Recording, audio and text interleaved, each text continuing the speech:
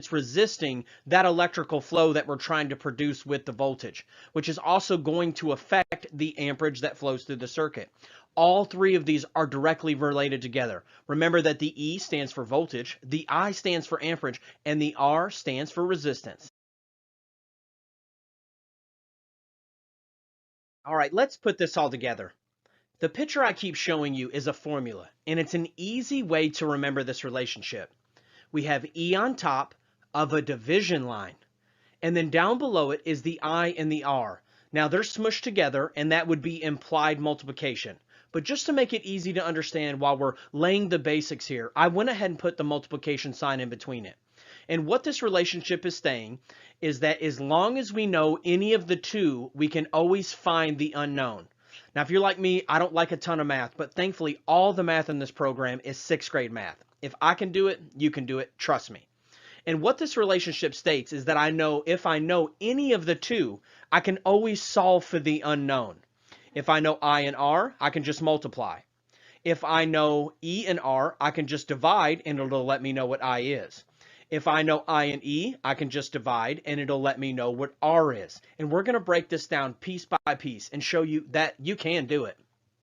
Let's imagine that we have a 120 volt circuit with a 10 amp draw. What is the resistance on this circuit? Well, what I love about formulas is you just plug in what you know. Draw it exactly how it looks.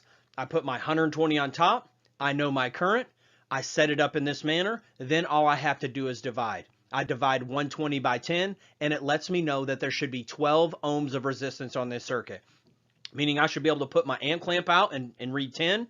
I should be able to put my voltmeter out and read 120. And I should also be able to measure the resistance and measure 12 ohms. If I don't have that, there's something wrong. There's something failed, there's something broken, there's something disconnected, there's something causing more resistance that's gotten in the circuit. It's really great for troubleshooting. And I know that it's going to unlock a lot for you. Not only with your testing, but also out in the field. In this case, we have a 120 volt circuit with 12 ohms of resistance on it. What is the amp draw on this circuit? Well, what I love about formulas is we just plug in what we know. We know we have 120 volts. We know that we have 12 ohms of resistance. And we're going to look at this like a division line. We just take 12 and divide up into 120. We set it up like this. 120 divided by 12 equals 10. That lets us know that there should be 10 amps of current on this circuit. Finally, we have a circuit with 10 amps on it and 12 ohms of resistance. What is the voltage? Well, we plug in what we do know. In this case, we're solving for E, and we know that we have 10 amps and 12 ohms. Now all we have to do is follow our Ohm's law pyramid and multiply this out. We take 10 multiplied by 12 equals 120. So E equals 120. Great job. All right, let's do some Ohm's law practice. You can do it. I'm going to go a little bit slow here, so if you want to pause the video and try it on your own, you can. We have 120 volts. We have 16 ohms of resistance. What is the current? That's right, it's 7.5 amps. All we had to do was take 120 divided by 16, and that lets us know that we have 7.5 amps on this circuit. We have 120 volts. We have 15 amps. What is the resistance on this circuit? That's right, it's 8. Great job. All we have to do is take 120 divided by 15, and that lets us know that there is 8 ohms of resistance on this circuit. We have this scenario, and we're solving for voltage. We have 4 amps and 69.25 ohms of resistance. We take and multiply that out, multiply 4 multiplied by 69.25, and that lets us know that we have 277 volts on this circuit. Great job. Now let's learn about another relationship, and that relationship is called pi. And I don't know if you're like me, I love a good piece of pie. In this equation, we know that the I stands for amps and the E stands for voltage, and this equation is saying I times E equals P. But what does the P stand for? That's right, it stands for electric power. Electric power is the rate of energy consumption in an electrical circuit. The electric power is measured in the unit of watts. And this is true on our side of the tracks, that 75 watts is equivalent to 75p. Just like we set up our previous formula like this, We're going to set this one up like this, and I like to think of pi, P-I-E. Makes it easy for me to remember.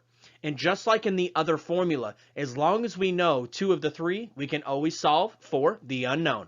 Let's give it a try. In our first scenario, we have a 1200 watt load on a 120 volt circuit. What will the amp draw be? Well, we just plug in what we know. We know the wattage and we also know the voltage, and we're trying to solve for the current. And just like in the previous formula, all we have to do is divide. So we divide it out and we end up with 10 amps. We have a 1200 watt load with a 10 amp draw. What is the voltage? Well, let's plug in what we know. We know our wattage and our amperage, and all we're looking for is to solve our voltage. So we divide and we get 120. And if we have a 120 volt circuit with 10 amps on it, what will the wattage be? That's right, all we have to do is multiply it out. And when we multiply 10 by 120, that equals 1200 watts. We're going to need to be very familiar with this for the rest of the program. We're going to have to convert back and forth between watts, kilowatts, back down to amps, and everything in between to be able to pass our examination. That's the end of lesson 1.3. I am the electrical code coach, and my bargain is that these videos will add value to you, and you will in turn add value to others. Let's get to it. Hey everyone, welcome back. I am the electrical code coach from electricalexamcoach.com. This is lesson 2.2 in our video series, and we're going to be diving into Article 220 load calculations. And just to clarify what we're doing, we are calculating the demand on a home in order to be able to size the main breaker, the wire, the pipe, the service, and everything that goes along with it. But before we can size all that, we have to know what is the demand on this home. And that's what we're going to be learning over the next few video lessons. Article 220 is broken down into 5 sections. The first one is general requirements. The second one is branch circuit load calculations. The third one is feeder and service load calculations. Part 4 is optional feeder and service load calculations. And Part 5 is farm load calculations. We're going to take you through each one of these piece by piece, except for farm load calculations. The odds of you ever being tested on that are very slim. And if you are, you'll be able to apply everything that I am going to teach you and roll it into a farm load calc. In Article 220 calculations, we're going to be able to round up or down. We're going to round up to the nearest whole number when it's 0.50 and above. And we're going to round down and drop it when it's 0.49 or below. I want to let you know, though, that we're only going to do it one time at the end of the calculation. You're not going to be rounding up and down in between each piece, or you'll definitely end up with the wrong answer. So let's imagine we have this scenario of 26 amps, and after we do all of our math, it equals 32.5 amps. Well, in this case, we're going to round up to 33 amps. Now let's imagine we have a similar scenario, and when we get our answer, it's 31.25. Well, in this case, it's 0.49 or less, so we are going to round down in this scenario. And that's how we're going to deal with all of our numbers in load calculations. When doing Article 220 load calculations, we're going to be using nominal voltages. Although our actual meter reading might be 115 or 130, for our calculations, we're going to be using nominal system voltages like 120, 122.40, 122.08. It makes it a lot easier to do these calculations, not having to guess or wonder what the actual voltage readings might be. The first thing that we're going to learn about for our whole home load calculation is how to calculate the general lighting and receptacle loads. This is going to cover all of our general lighting and general receptacles in places like bedrooms, living rooms, hallways, everywhere that's considered a general area. We've grouped all of them together and come up with a very easy way to do it. Now, what I'm getting ready to teach you only applies to residential 1, 2, and multifamily dwelling units. Before we go any farther, we need to define and clarify what is a 1, 2, and multifamily dwelling unit. Well, a single-family dwelling unit, often called a one-family dwelling unit, is exactly like it sounds. It is a single standalone structure or classified thereof. Secondly is going to be a two-family. In our area, we call it a duplex. You may not use that terminology, but this is two homes that are smushed together and classified as a two-family dwelling. And anything that is 3 or more is called a multifamily dwelling unit. It's very important that we understand these definitions because there's some codes that apply in certain areas than others that we have to watch out for, not only in electrical, but also when we get into building, mechanical, plumbing, and zoning. So, and these are universal across all these trades. There's a single family, a two family, and a multifamily dwelling unit. The first question we have to ask is, how do we calculate the general lighting load? Are we going to calculate it per receptacle, outlet, per lighting? Do we have to count them, add it all up? Thankfully, no, they've made it very simple. So we're going to calculate it at 3 watts per square foot. So for all of the general lighting and all of the general receptacles, all we have to do is take the square footage of the dwelling unit and multiply it by 3. But the code language actually uses VAs. So 3 watts per square foot or 3 VAs per square foot. But the question is, what is a VA? A VA is a volt amp, and for all of our testing, it's equivalent to a watt. So it's true for us to say that 2400 VAs is equivalent to 2400 watts. So for these calculations, we're going to be calculating them at 3 VAs per square foot. When calculating our general lighting and receptacle loads, we will use the outside dimensions of a building or structure. So we're going to measure from the outside of the building, both directions, do our multiplication, and that'll let us know how many square feet we have to multiply by. When calculating our general lighting and receptacle VAs, open porches and garages are not counted in our general square foot VAs. We do not count garages, open porches, carports, and spaces that are not adaptable for future use.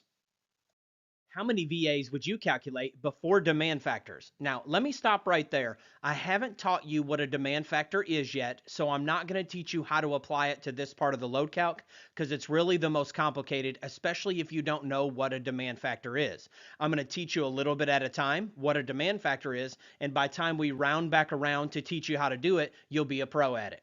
How many VAs would you calculate before demand factors in a home that is 1,500 square foot of living space on the main level with a 500 square foot attached garage and a 500 square foot unfinished basement that is adaptable for future use? Step 1 is find what our total square feet that we're working with. So we have our 1,500 general, we will count it. Then we're going to omit the 500 square foot of attached garage. We're going to count the 500 square foot of basement because in this question, it is adaptable for future use.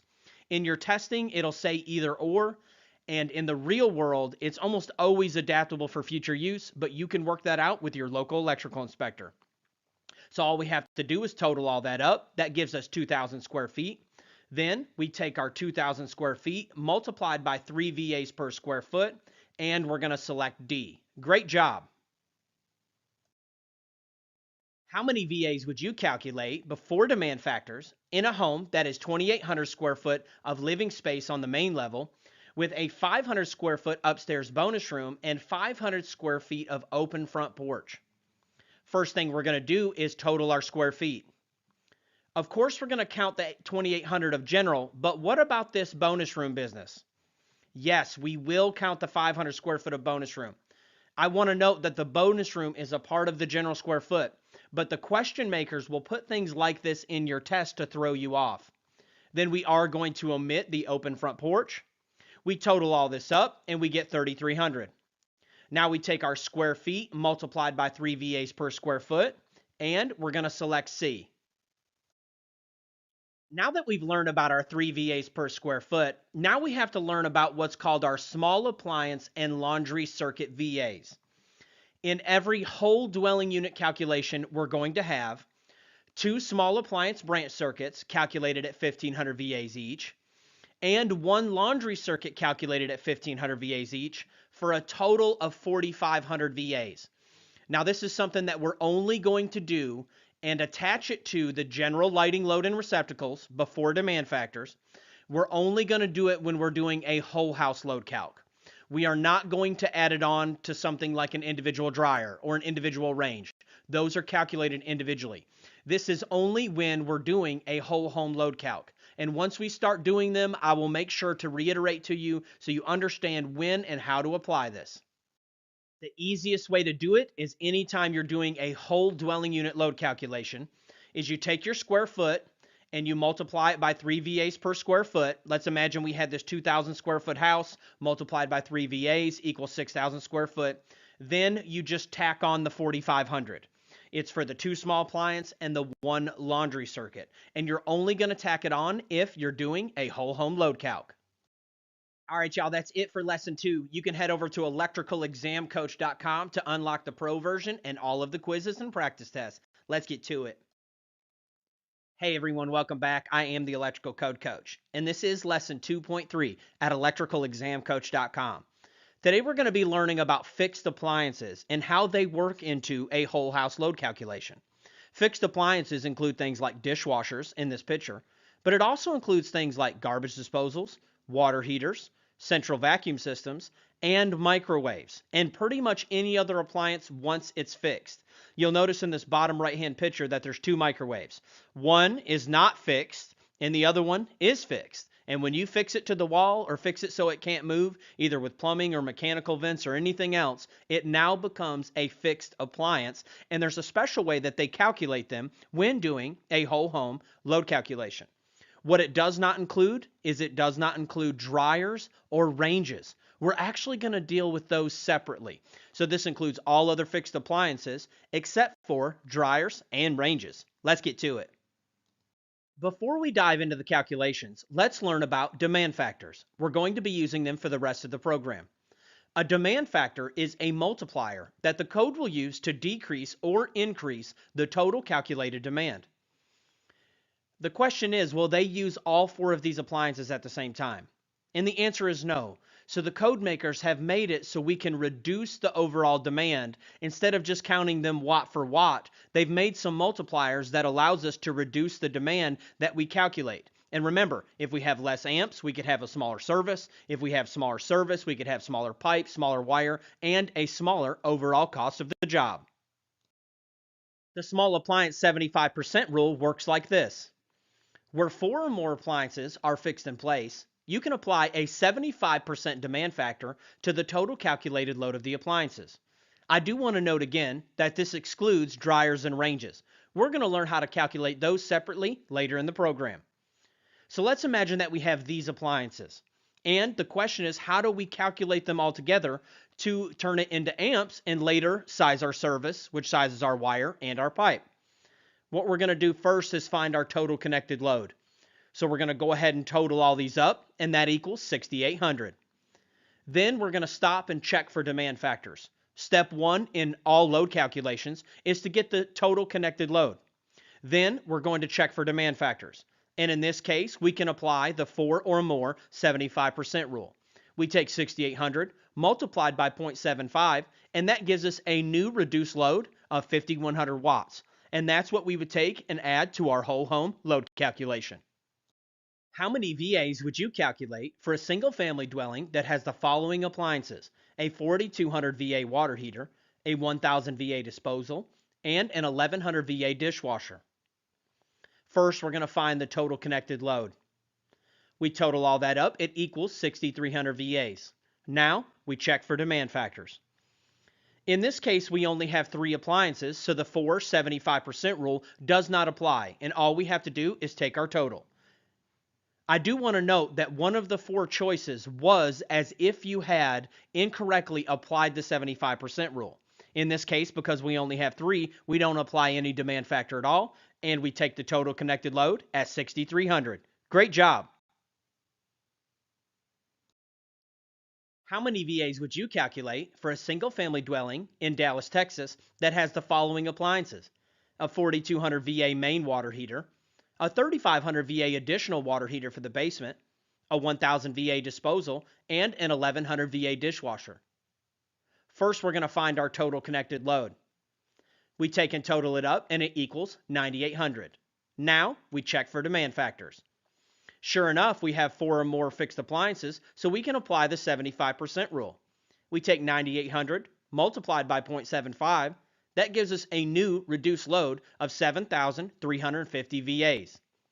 I want to note that if you look at option B, it was 9,800, as if you didn't apply the 75% rule. You got to be careful. Oftentimes, they'll have one of the answers be as if you missed or added one of the steps that you shouldn't have. But you've been grinding, you're going to get it. I know you can do it. And we're going to select C. Let's get to it. All right, y'all, that's it for lesson 2. You can head over to electricalexamcoach.com to unlock the pro version and all of the quizzes and practice tests. Hey everyone, welcome back. I am the Electrical Code Coach from electricalexamcoach.com. And today we're going to be diving into dryer load calculations. We're going to be in section 220.54 and looking at table 220.54. Let's head there now.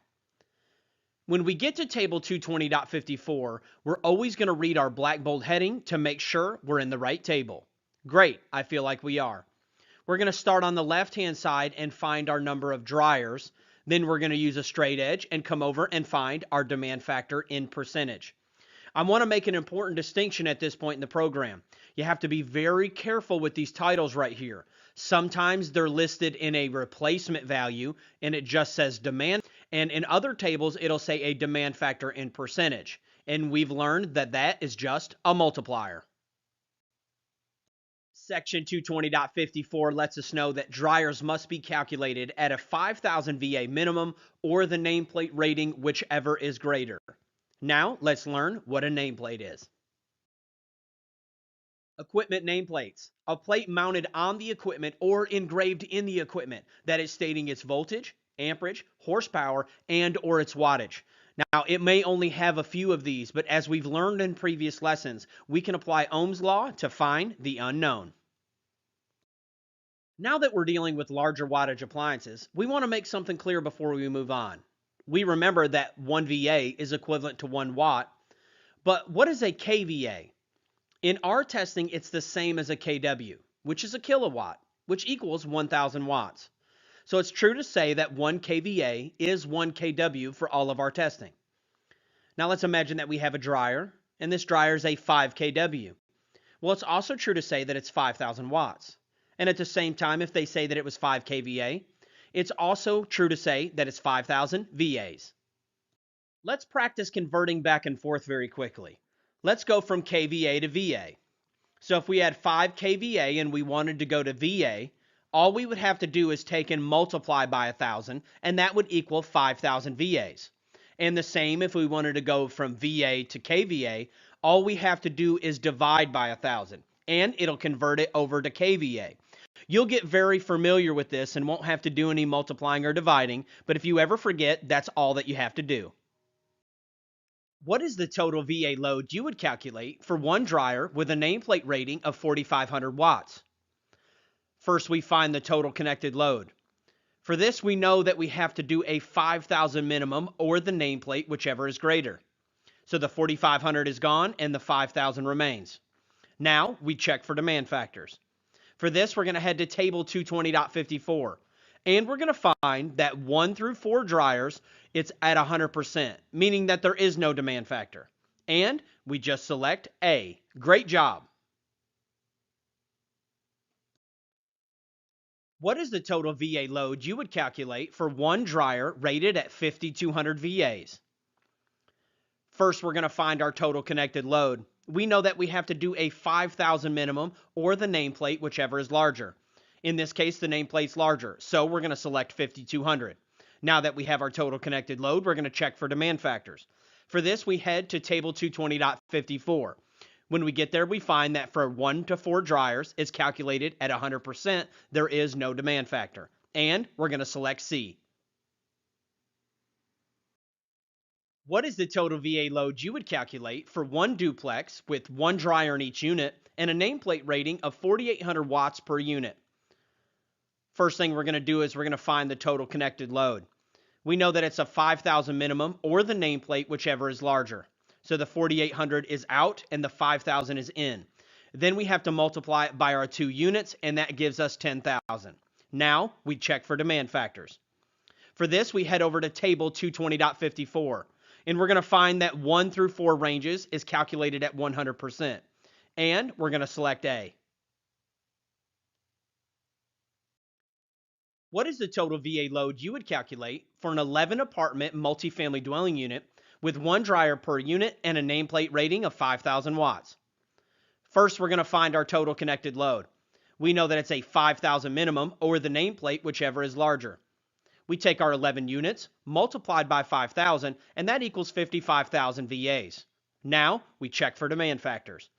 We head over to table 220.54. When we get there, we find the demand factor for 11 is 47%. So we take our original load multiplied by the demand factor, and that gives us a new reduced load of 25,850 VAs. And we're going to select C. Great job. What is the total VA load you would calculate for a 17 apartment multifamily dwelling unit with one dryer per unit and a nameplate rating of 5,000 watts? First, we're going to find our total connected load. We're going to use 5,000 minimum or the nameplate, whichever is larger. We take our 17 units multiplied by 5,000 each, and that gives us 85,000 VAs. Now, let's check for demand factors.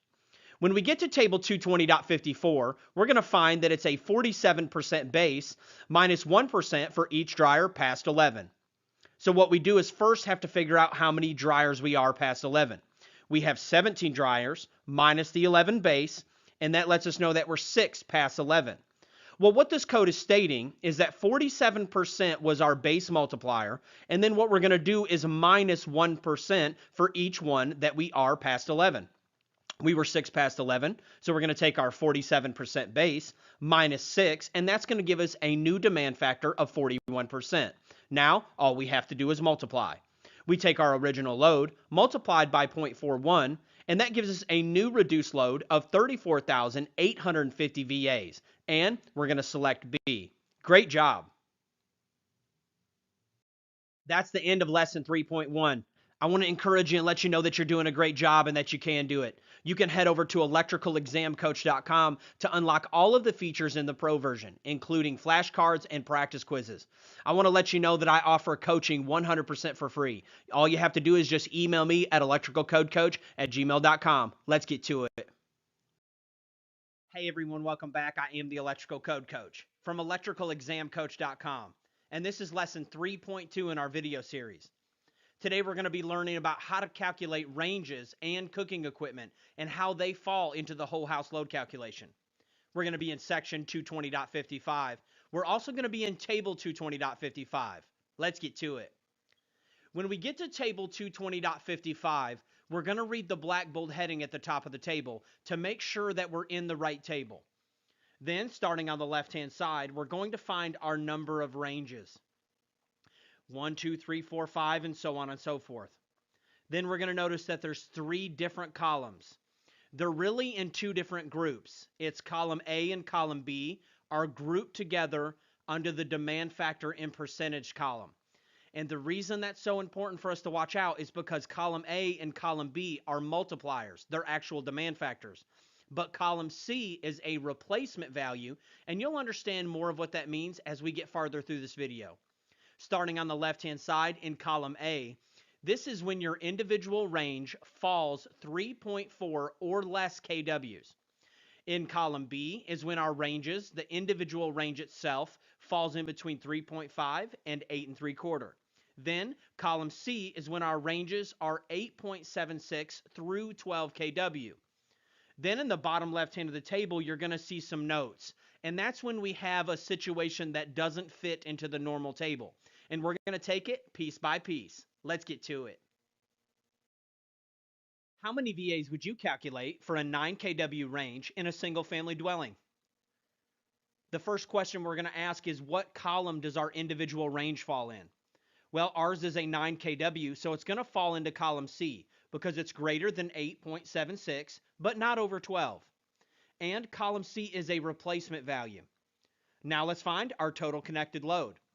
On the left-hand side, we're going to find our number of ranges. In this case, it's 1. Then we're going to cross all the way back over to column C and find that our replacement value is 8 kW. Then, just to stay in practice, I want you to always be familiar with checking for demand factors. But in this case, in table 220.55, column C is a replacement value. It is not a multiplier, so we're just going to select C. Great job. What is the total VA load you would calculate for 3 kW ranges in a dwelling unit?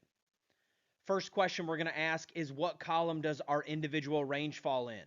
Well, ours is going to fall into column A because the individual range is 3 kW.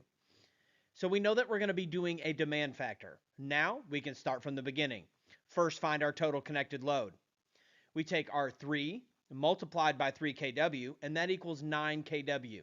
Now we check for demand factors. We're going to start on our left-hand side of the table. We're going to find our number of ranges. Then we're going to come over and we're going to find our demand factor. And we find that the demand factor for 3 ranges in column A is 70%. Now, all we have to do is multiply. We take our 9 kW multiplied by our demand factor. That gives us our new reduced load, and we're going to select B. What is the total connected load you would calculate for 2 3.2 kVA cooking appliances in a dwelling unit? First question we're going to ask is, what column does our individual range fall in? Ours falls into column A. Now let's find our total connected load. We take and multiply it out, and we end up with 6.4. Now let's check for demand factors. When we do that, we start on the left-hand side of our table. We come over and find our number of ranges, and then we cross over, and we find that for column A, 2 ranges is 75%. Now, all we have to do is multiply. We take our 6.4 multiplied by our demand factor, and this gives us our new reduced load, and we're going to select A. Great job! What is the total VA load you would calculate for one 7 kVA range in a dwelling unit? First off, let's find out what column we're using. Our individual range falls into column B. Now let's find our total connected load. Well, in this case, it's just one range, so the total connected load is 7. Now let's check for demand factors. When we head back to our table, we're going to start on the left-hand side and find our number of ranges. Then we're going to cross over and find our multiplier. And when we do that, we find that it's 80% for one range. Now let's do the math. We take our 7 multiplied by our demand factor, and that gives us our new reduced load. And we select C. How many VAs would you calculate for a 14.6 kVA range in a dwelling unit? Step 1, find out what column our individual range falls in. When we get to column C, we find out that it's only good through 12 kW. When it's over 12 kW, we have to use one of our table notes listed down below the table. In this case, we're going to be using note 1.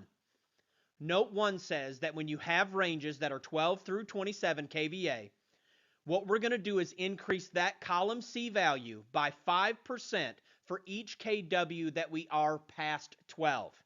Now that sounds really complicated, but I'm going to break it down piece by piece. Step 1 is find your total connected load. In this case, it told us to increase the column C value by 5%. So we start on the left-hand side and find our number of ranges, which is 1, and then we cross over and find the column C value, which is 8 kVA. It wants us to increase that number by 5% for each kW we are past 12. Well, we're 14.6 past 12. And what the code states is that you're going to increase it for each kW past 12 or major fraction thereof. That's just a fancy way of saying if it's 0.50 or greater, you're going to round up. If it's 0.49 or less, you're going to round down. Well, in this case, we're 0.6, so we're going to round up to 15 kVA. So we are 15, and we need to find out how many we are past 12. Well, to do that, we can do some simple math. We have 15. We need to minus the 12 base, and we have 3 left over. Then we need to take that 3 and multiply it by 5% for each one, which is a total of a 15% increase. We're going to take our original number from column C, and we're going to increase it by 15%, and that's going to give us 9.2 kW. The reason that I put the 1 in front of it is because that brought back the 8, and we increased the 8 by the 15%, and it gave us 9.2. And we're going to select A. Great job. What is the total VA load you would calculate for a 3 kVA cooktop and 2 4 kVA wall-mounted ovens in a dwelling unit? First thing we're going to ask is, what column do the individual ranges fall in? Well, in this case, we find that it falls into column A and B.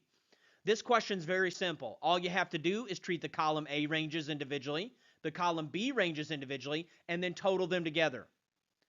So what we do is we find our total connected load. The column A ranges is just 1, so it's 3 kVA. The column B ranges, we have to do some math, and we end up with 8 kVA. Now we check for demand factors. We head back to our table, and we start on the left-hand side for our column A ranges, and we find the multiplier for 1, and then we start on the left-hand side and find our number of ranges for our column B ranges and find the multiplier, and we're going to find that they're 80 and 65% respectively. Now all we have to do is do the math. We take our column A ranges and do the math, take our column B ranges and do the math, but then we can't forget to total them back together, and we're going to select A. Great job. Hey everyone, welcome back. I am the Electrical Code Coach from electricalexamcoach.com. Today we're going to be calculating HVAC/VAs for our heating, venting, and cooling. The only code that we need to be familiar with is 220.60, and that's talking about non-coincidental loads. Let me explain what I mean. Usually in a typical house, you're not going to be running the heating and the cooling at the same time. So the code has made provisions for our whole house load calc that we only have to count the larger of the two. Let's get to it. How many VAs would you calculate for an 18.2 amp air conditioner compressor with a 1.8 amp blower and a 10 kW heat strip rated 240 on a dwelling unit? First thing we're going to do is find our total connected load. Let's do our air conditioning first. We take our 18.2 amps and then we add it with the blower motor. That's going to give us 20 amps. Now to convert that over to VAs, all we have to do is multiply. 20 amps multiplied by the voltage gives us 4,800 VAs. Now let's do the heat. We have 10,000 to start with, but then we need to add the blower motor. Our blower motor is 1.8 amps multiplied by 240. That gives us another 432 VAs, and then we total the two together. Now we check for demand factors. There are no demand factors on this, and we will just select the larger of the two, and in this case, it's going to be the heat. We select C. Great job. How many VAs would you calculate for a 28.2 amp air conditioner compressor with a 3.2 amp blower motor and a 6 kW heat strip, all rated 240 on a dwelling unit? First, let's find our total connected load. Let's do our AC first. We take our amperages and we add them together. Then we need to take and multiply that by the voltage to convert it over to watts. And we end up with 7,536. Now let's do our heat. We know that we had 6 kW to start with. Then we need to add our blower motor. We take our blower motor at 3.2 multiplied by the voltage, and that gives us another 768 VAs. We total those two together, and we check for demand factors. There are no demand factors on this part of the code, so we're just going to select the larger, and in this case, we're going to select the cooling. Great job. That's the end of lesson 4.1. You can head over to electricalexamcoach.com to unlock the pro version and all of the practice quizzes. I'm here anytime you need me for free coaching. It's electricalcodecoach@gmail.com. Let's get to it. Hey everyone, welcome back. I am the Electrical Code Coach from electricalexamcoach.com, and this is lesson 4.2 in our video series. Now we're going to learn how to apply the demand factor to the general lighting load. At the beginning of the program, we learned that it was 3 VAs per square foot, and we had to add on the 4,500 VAs for our 2 small appliance and 1 laundry circuit. At the beginning of the program, I did not teach you about the demand factor for this because it's kind of complicated at face value, especially if you don't know what a demand factor is. But now that we're this far in the program and you are very familiar with using demand factors, I'm going to teach it to you now. And for this one, we're going to head to table 220.42. It's a very important table in our load calculation process. When we get to table 220.42, we always read the black bold heading to make sure that we're in the right table. And it says demand factors for lighting. Now, you can ask the question, if this is the 3 VAs per square foot, well, it includes receptacles. And you are correct. We are allowed to use this table for commercial lighting or any of the lighting in the following locations that we're getting ready to talk about. But we're also allowed to use it for the entire 3 VAs per square foot, plus the 4,500 that we tacked on for the 2 small appliance and 1 laundry. Using this table, we start on the left-hand side and find our location. The first one we find is dwelling units. Then we're going to find hospitals, hotels and motels, warehouses, and really important down here at the bottom, it says all others. So if it's not listed inside of this type of occupancy, we're going to cross over. And if you look over here down in the bottom right hand, it's at 100% calculation, meaning that there is no demand factor for lighting unless you're one of these specific places that are listed on the left. Then over here across the top, we find our demand factor. In this column, it's the portion of the VAs. And then in this column, it is the demand factor in percentage. We're going to break this down one piece at a time and learn how we apply the demand factor to the 3 VAs per square foot and the 4,500 VAs for the small appliance and the laundry circuit. Let's get to it. When looking at this table, we're going to see a multi-layered demand factor for dwelling units. Step 1, we're going to take the first 3,000 VAs at 100%. Step 2, we're going to take in between 3,001 through 120, which is technically just another 117,000 more. And that's how I'm going to refer to it for the rest of the program. We're going to take that percentage at 35%, and then we're going to take anything above and beyond that at 25%. Then step 3, we add them back together. We take the original 3,000 that we set to the side. Then we're going to take that new reduced load, add those two together, and that's going to give us our total load. What is the total general lighting load you would calculate for a 1,600 square foot home, including the small appliance circuits and the laundry circuit in a dwelling unit after demand factors? I want to note that on your examination, they will not mention the small appliance and the laundry circuits. You just have to know that anytime you're doing the total general load or you're doing a whole house load calc, you have to tack on that 4,500 VAs. Step 1, find our total connected load. We're going to take our 1,600 square foot multiplied by 3 VAs per square foot, and that equals 4,800 general square foot VAs. Now we need to tack on our 4,500 for our 2 small appliance and 1 laundry circuits. Then we take that load and we check for demand factors. We head to table 220.42. We're going to take our first 3,000 at 100%. Then we're going to take that remainder at 35%. Then all we have to do is total the two back together. And we're going to select D. Great job. What is the total general lighting load you would calculate for a 1,200 square foot dwelling unit? Notice that I took out all the pointers that we had in the previous slide. Anytime it asks for the total, you're always going to be applying a demand factor if there is one. And in every one of these type calculations, you're going to have the 2 small appliance and 1 laundry circuits. Step 1, find the total connected load. We're going to take our 1,200 square feet multiplied by 3 VAs per square foot, and that's going to give us 3,600 square foot VAs. Now we have to tack on our 4,500 for our 2 small appliance and 1 laundry circuits. 3,600 plus 4,500 equals 8,100. Now we check for demand factors. We head to table 220.42. Step 1, we're going to minus 3,000 and take it at 100%.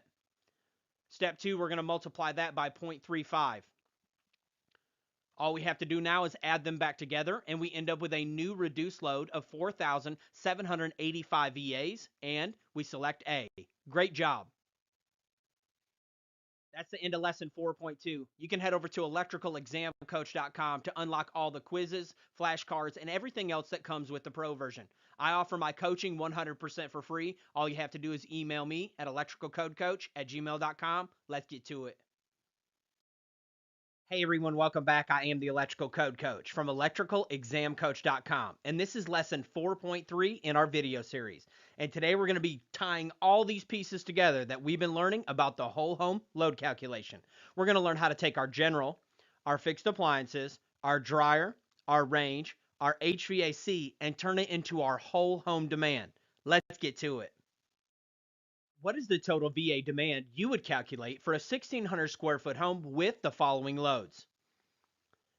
Now, I know this looks daunting, but we're just going to take it one piece at a time. You've worked very hard up until this point, and I know you can do it. I want us to get used to laying out all of our calculations like this. On our piece of paper, write general, fixed appliances, dryers, ranges, and HVAC, and we're going to fill them in one at a time. Step 1 is to find our general lighting and receptacle loads. We're going to first find our total connected load. We take our 1,600 square foot multiplied by 3. That gives us 4,800 square foot VAs. Now we add on our 2 small appliance and 1 laundry circuit, which is 4,500. That gives us this total connected load of 9,300. Now we check for demand factors. Step 1, we're going to take the first 3,000 at 100%. We're going to take that remainder at 35%. Then we take the two and total them back together, and we're going to put that over here on the right-hand side. Every time I want you to write it out just like this, add in each load, total them up, and you'll be on your way to doing the whole house. Let's get to it. Now let's do our fixed appliances. We have a garbage disposal, dishwasher, and water heater. Find the total connected load. We total them all up and it equals 5,500. Now we check for demand factors. There are only 3 appliances, so the 4 or more 75% rule does not apply, and we write down 5,500. Now we deal with our dryer in the same way. We find our total connected load. We know that it's 5,000 minimum or the nameplate, whichever is larger. Now let's check for demand factors. When we get to table 220.54, we find that 1 through 4 dryers are calculated at 100%, and we put down 5,000. Now our range. First thing we're going to ask is, what column does our individual range fall in? Well, this one falls into column C, and column C is a replacement value. Let's find our total connected load.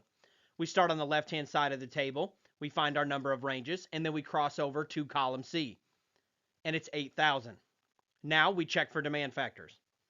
There are no demand factors on column C because it is a replacement value, and we write down 8,000. Great job. Now for our HVAC VAs, we're going to take the larger of the heating or cooling. First, find our total connected load. Our heating is 10,000, and our cooling is our amps multiplied by our volts, which equals 4,320. Now we check for demand factors. There are no demand factors on this portion, so we're just going to select the larger of the two, and we're going to put down 10,000. Now all we have to do is total it all together. Now all we have to do is total all of our loads. Make sure that you push the equals button in between each addition. And the reason is, sometimes when you add a bunch of numbers without clearing it out, it will mess up inside the calculator. So I'm going to do mine like this: 5,205 plus 5,500, and then I'll hit the equals button. And then I'll do plus 5,000, plus 8,000, plus 10,000, pushing the equals button in between each time just to make sure I end up with the right answer. Then I'm always going to double check my answer on these large calculations and make sure that I get the same number twice. We end up with 33,705, and we select A. Hey everyone, welcome back. I am the Electrical Code Coach. In this video, we're going to cover how to calculate your general circuit calculations. Now, these type questions fall into 2 different scenarios. One, they're going to ask you the minimum required 20 amp branch circuits. And then the other one that looks almost identical is when they ask you the minimum required general branch circuits for a specific size home. We're going to look at these piece by piece, and we're going to break them down one at a time. At a minimum, how many 20 amp branch circuits are required for a dwelling unit? Now, this is asking a very specific question. There is a code minimum of 20 amp branch circuits that are required in every dwelling unit. The correct answer to this is 5. It's going to include our 2 small appliance circuits, our bathroom circuit, our laundry circuit, and our garage circuit. Now, this is not to be confused with the type questions that are asking about general or lighting or receptacle circuits. These are the code minimum of the required 20 amp branch circuits in a dwelling. And the answer is 5. Great job. At a minimum, how many 20 amp general branch circuits are required for a 2,700 square foot home? Now, your question may not say general, it may say for lighting and receptacles. You can keep an eye out for that. But usually if they give you the square feet, that's going to be the red flag for me, that I'm calculating the general branch circuits. So how we're going to do this one, it's very simple. We're going to do it one step at a time. The first step is to take our 2,700 square feet and multiply it by 3 VAs per square foot, like we've learned previously in the program. That's going to end up with 8,100 VAs. Now what we have to do, because this is our general lighting, those are all going to be 120 volt circuits. So I'm going to take that 8,100 and divide it by that 120 volts. And that's going to give us 67.5 amps. I'm converting it over to amps. Then we're going to take that and divide it by whatever size branch circuit that we are going to be installing. In this case, they want to run 20 amp circuits, and that's okay. Here we go. We take our 67.5 divided by 20. That lets you know at a minimum for this home, you must have 3.375 circuits. And we're always going to round up because you can't have a piece of a circuit. So the correct answer would be 4 for this home. Now, these are not to be confused with the 5 required ones. This is if someone wanted to continue to wire their home for their general lighting and receptacles with 12 gauge wire. They'd be allowed to put them on 20 amp circuits at that point, and this is how we would calculate it. And now let's do a 15 amp version. At a minimum, how many 15 amp general branch circuits are required for a 2,700 square foot home? The first thing we're going to do is take our 2,700 and multiply it by 3 VAs per square foot. Then we're going to take that and divide it by 120, which is our circuit voltage. Then we take that remainder there and divide it by the size circuit, and in this case, it's 15 amps. It's going to equal 4.5, and we're going to always round up to 5. Now, there are other ways to calculate this, but for me, this is the simplest and one that works every time. And that's what I always want to be able to give to you. One, to me, that is the simplest and one that works every single time. You can head over to electricalexamcoach.com for more exam prep like this. Let's get to it. Hey everyone, welcome back. I am the Electrical Code Coach from electricalexamcoach.com. Today we're going to be diving into lesson 5.1, and it's called the optional method for load calculations.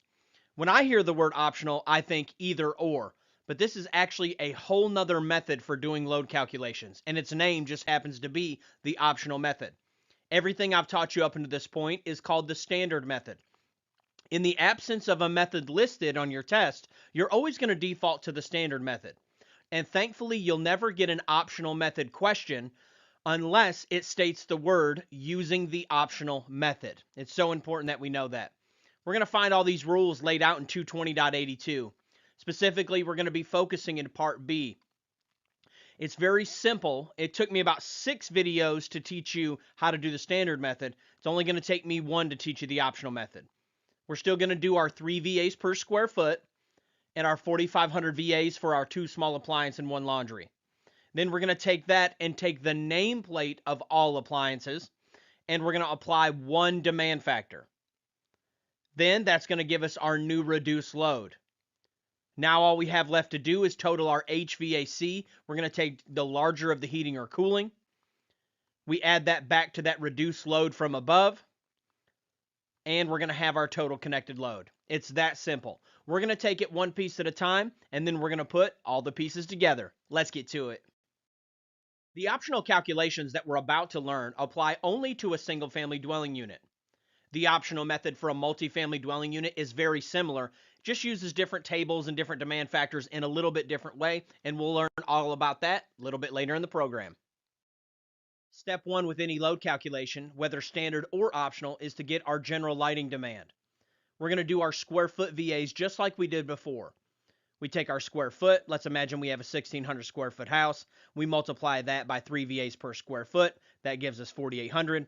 Now we need to tack on our 4,500 for our 2 small appliance and 1 laundry, just like we did before. Now we total them all up. The only difference is that we do not apply any demand factors at this point. We're going to apply a general demand factor later. How many VAs would you calculate for a single family dwelling that has the following appliances? A 4,200 VA main water heater, a 3,500 VA additional water heater for the basement, a 1,000 VA disposal, and an 1,100 VA dishwasher. First thing we're going to do is we're going to find the total connected load. With the optional method, we're going to take the nameplate rating of all these appliances.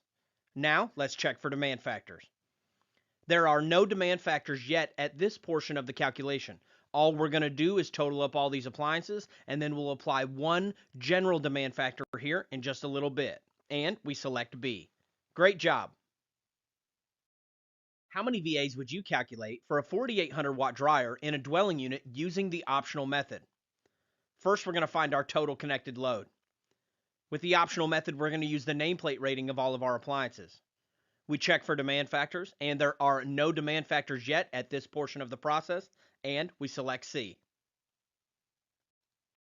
How many VAs would you calculate for a 15 kW range in a dwelling unit using the optional method? First, find our total connected load. We're going to use the nameplate of all appliances. Now let's check for demand factors. No demand factor applied yet, and the answer would be 15,000. Now that we've learned to take our 3 VAs per square foot and our 4,500, and then to take the nameplate of all the appliances, let's learn how to apply the demand factor to this portion of the calculation. It's super simple. You just total all that up and then apply one general demand factor. Let's get to it. Let's imagine we have this imaginary load of 32.8 of general lighting and appliances. Step 1, we're going to take 10,000 and set it to the side. Then we take that remainder at 40%. Then we can't forget to add back the 10,000. And we end up with 19,120. It's that simple.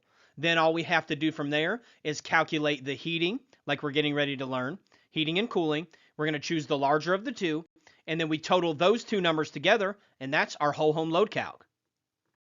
With the heating and cooling optional method, we still will choose the larger of any two of the heating and cooling listed in 220.82c. It's very simple. If you get an optional method whole house or an optional method heating or cooling, you just go down and read the prescription for each part. There are 6 different parts. It tells you what to do. It's very simple and easy to understand. And then once you've calculated the heating and the cooling, you just select the larger of the two.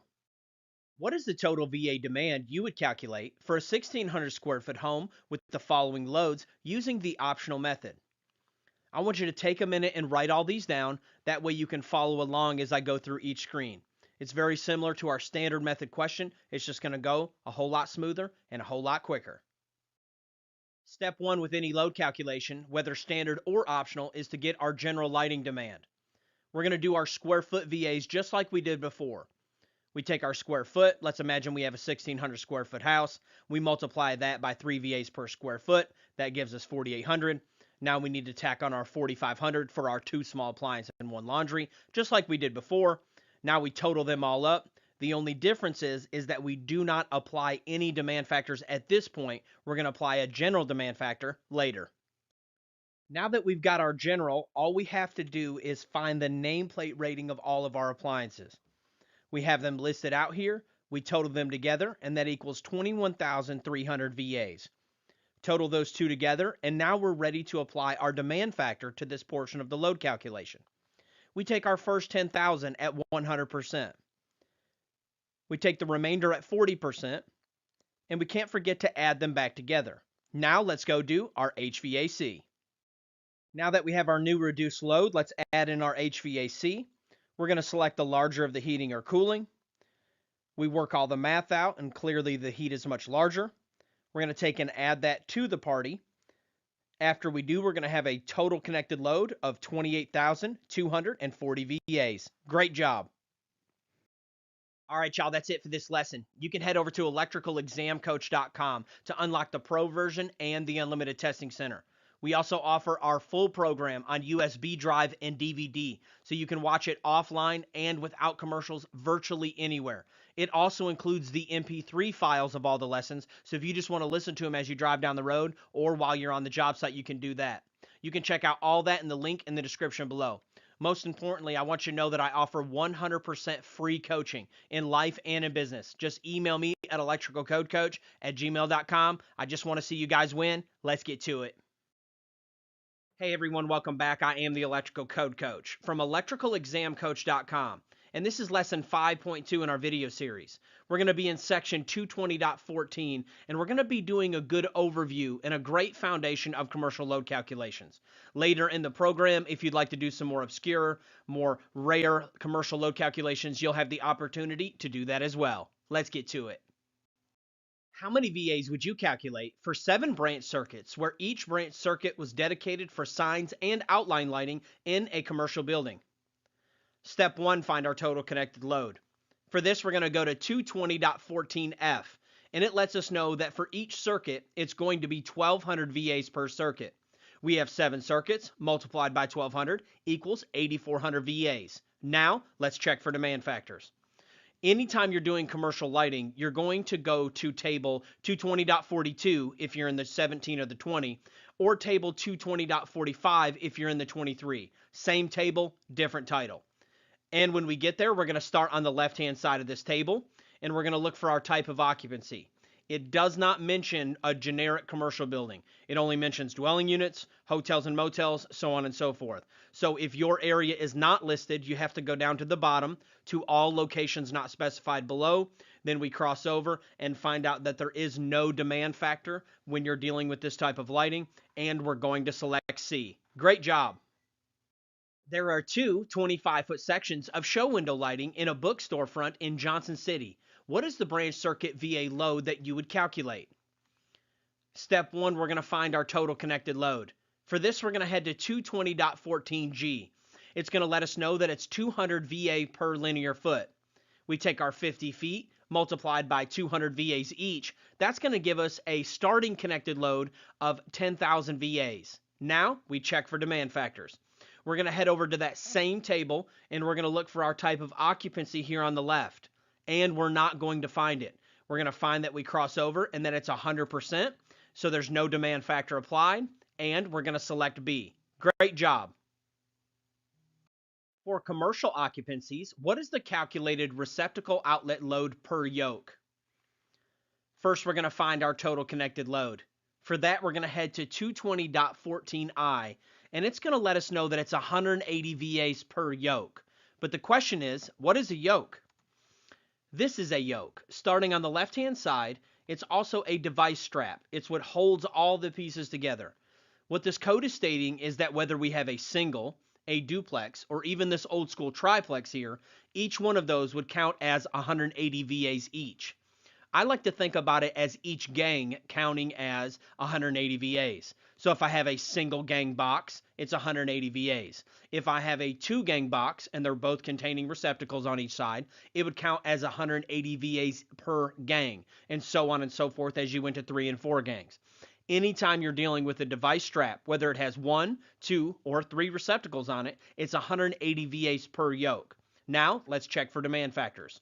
There are demand factors that are allowed to apply to a whole load calculation like this. Our question was just asking for how much per yoke, so we're not going to apply anything, but we're going to learn in the next question how to apply the demand factor to this portion of the calculation. And we select B. What is the total VA receptacle load you would calculate for a 25,000 square foot office building with 250 receptacles? First, we're going to find our total connected load. To do that, we're going to head to 220.14K if we're in the 17 or 20, and we're going to head to 220.14J if we're in the 2023. Same information, different name. Both of them state that we must select the larger of one or two. So we're going to do two different calculations and select the larger of the two. Part 1 says that you must calculate it at 180 VAs per yoke, like we learned before. And Part 2 says you must calculate it at 1 VA per square foot. Let's do our first one. We have 250 receptacles multiplied by 180 VAs each. That gives us 45,000 VAs before demand factors. Part 2 says we need to take it at 1 VA per square foot. So we take 25,000 square foot multiplied by 1. That equals 25,000 square foot. That portion of the calculation we're done, but that first part, there is a demand factor that applies to it. So we check for demand factors. That leads us to table 220.44 if we're in the 17 or 20, and table 220.47 if we're in the 2023. Same information, different title. When we get there, we're going to see it's very similar to table 220.42 and 220.45, depending on what code cycle we're in that we're going to start on the left-hand side, and it's going to tell us our portion of VAs, and then on the right side, it's going to tell us our demand factor in percentage. And this table is for non-dwelling unit receptacles. Let me break it down one step at a time. What this table tells us to do is to take our first 10,000 VAs at 100%. Then we take that remainder and multiply it by 0.50, and then we can't forget to add the two back together. We take the 10,000 that we set to the side, we take the new reduced load, we add them together, and we get 27.5, and we select B. Great job. Hey everyone, welcome back. I am the Electrical Code Coach from electricalexamcoach.com. and this is lesson 5.2 in our video series. We're going to be in section 220.14, and we're going to be doing a good overview and a great foundation of commercial load calculations. Later in the program, if you'd like to do some more obscure, more rare commercial load calculations, you'll have the opportunity to do that as well. Let's get to it. All right, y'all, that's it for this lesson. You can head over to electricalexamcoach.com to unlock the pro version and the unlimited testing center. We also offer our full program on USB drive and DVD, so you can watch it offline and without commercials virtually anywhere. It also includes the MP3 files of all the lessons, so if you just want to listen to them as you drive down the road or while you're on the job site, you can do that. You can check out all that in the link in the description below. Most importantly, I want you to know that I offer 100% free coaching in life and in business. Just email me at electricalcodecoach@gmail.com. I just want to see you guys win. Let's get to it. I'm going to start out with learning about calculating DC total resistance of series circuits. Now, this is a very basic DC fundamentals course. This is not a DC fundamentals course. You could teach an entire 10-week course on DC fundamentals. I really encourage you, get familiar with that in your career. I'm just going to teach you some basic things on some questions that you may face on your examination. If you look at this circuit here, they're both the same picture.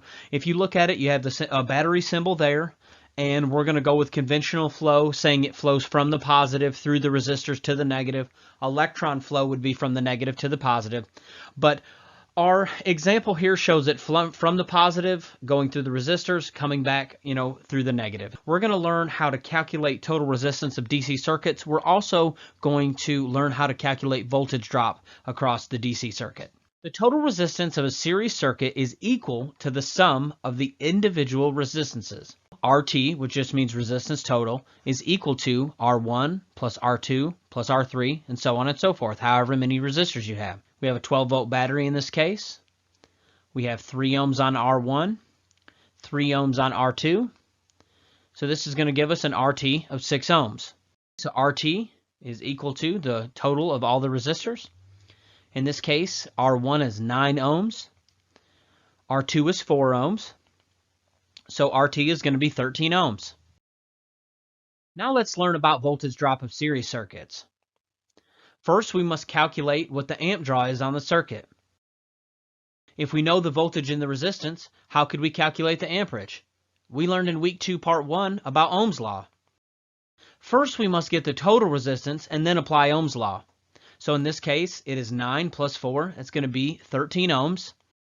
So what we do is we set up our formula so we remember, and we plug in the knowns. In this case, we know that it's a 12-volt circuit. We got 13 ohms of resistance. All we must do now is to divide 13 up into 12, and that's going to give us our amperage. In this case, it's 0.923 amps. Second, we must use Ohm's law again to find the voltage drop across any given resistor. The voltage drop is going to be equal to R1 multiplied by I, and voltage drop of a resistor 2 is going to be equal to that resistor multiplied by I. Because remember, we're just trying to find the voltage drop. So E equals IR. Just plug in the knowns. In this case, we know the I and we know the resistance, and we're looking for the voltage drop. So we just multiply those two together. On this other side here, we just plug in the knowns, and we know the amperage and the resistance, and we just multiply that, and that's going to give us the voltage drop. So the voltage drop of R1 is 8.3 when we did our multiplication, and the voltage drop of R2 is 3.7. Okay, a quick recap. The voltage drop of R1 is 8.3. The voltage drop of R2 is 3.7. 8.3 plus 3.7 is going to equal 12 volts. The voltage will be equal to the sum of the voltage drop across all resistors, and that's how you double check your work. Now we're going to learn about calculating DC total resistance of parallel circuits. We're also going to learn about calculating voltage drop across an individual resistor in a parallel circuit. How many of you have already studied parallel RT questions in the past? The total resistance of a parallel circuit is expressed in this formula. R total is equal to the reciprocal of R1 plus the reciprocal of R2 plus the reciprocal of R3, and so on and so forth. To get the reciprocal of a number, you will just divide that number up into 1. what we're going to do is first get the reciprocal of each resistor, then take the reciprocal of that number, and that is going to give us the resistance total. This is another way to look at the formula. The reciprocal of our total equals the reciprocal of each one of those numbers. So that's another way to look at it. Okay, so we have 6, 3, and 9 as our resistors. So what is the total resistance of this parallel circuit? I want to note out right away that we have 4 options here in our question. The answer is always going to be smaller than the smallest resistor in the circuit. So if you're in your testing center and you get a question like this, we can tell right away that A and B are not going to be correct because the total resistance of a parallel circuit is going to end up being smaller than the smallest resistor. That's an easy way to figure that out. So now if you had to guess and you forgot the steps, you had a 50-50 shot, just select C or D. If you couldn't remember, and you got a 50-50 shot of getting the question right when you're in the test. Remember, always mark an answer on your test as correct. Even if you're just taking a total guess, you can mark it to come back later, but always put an answer because if you run out of time, you got a 1 in 4 shot of getting it right. Take our 1 divided by 6 plus 1 divided by 3 plus 1 divided by 9. Go ahead and do that on your calculator now. Pause the video if you need to. If you took the time and worked that out, it is going to give you 0.611111. But we cannot stop there. We must then take the reciprocal of that number. So we must then divide 1 by that number. So we take 1 and divide it by 0.611111. The question is how many of those ones do you put? What you do is go ahead and put the 1 divided by whatever the number is, and then type it in as many times until you get an answer that's close to one of your choices in your question. So in this case, we keep typing it in until we get 1.636, which is going to allow us to round up, and that's going to give us 1.64. I'll point this out that the testing center is not going to put them that close that if you did not round up or down, you're going to get the answer wrong. If you notice in our question, D is one whole number larger than that, you're going to be okay there. So just type it in until you feel comfortable with one of the answers that's represented. And then we rounded up and we selected C. Let's do another one. What is the total resistance of this parallel circuit? We look right away and we see that our smallest resistor is 2, so we know right away that C and D are incorrect. It's going to be either A or B. So let's move forward. So we take 1 divided by 2 plus 1 divided by 8 plus 1 divided by 10. We cannot stop there. We must then divide 1 by that number. That is going to give us 1 divided by 0.75. And that is going to give us 1.3793. We're just going to round up to 1.38. If you have chose to go with our testing center, we're going to have these questions on there. We also have detailed answers on how to work through the questions. Hey everyone, welcome back. I am the Electrical Code Coach from electricalexamcoach.com. And this is lesson 5.4 in our video series. And in this lesson, we're going to be learning all about voltage drop. Let's get to it. If you were to do an internet search for a voltage drop formula, you would likely find this one right here. Voltage drop equals 2 kDi over C mil. And that is an excellent formula. And it's actually the one that I use. But I've rearranged it so it's easier to remember.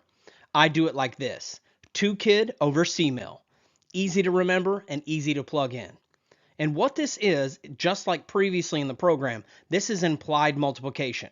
So it's going to be 2 multiplied by K, multiplied by I, multiplied by D, divided by C mils. Now let's learn what each one of these individual pieces mean. 2 is going to be our constant multiplier for single phase.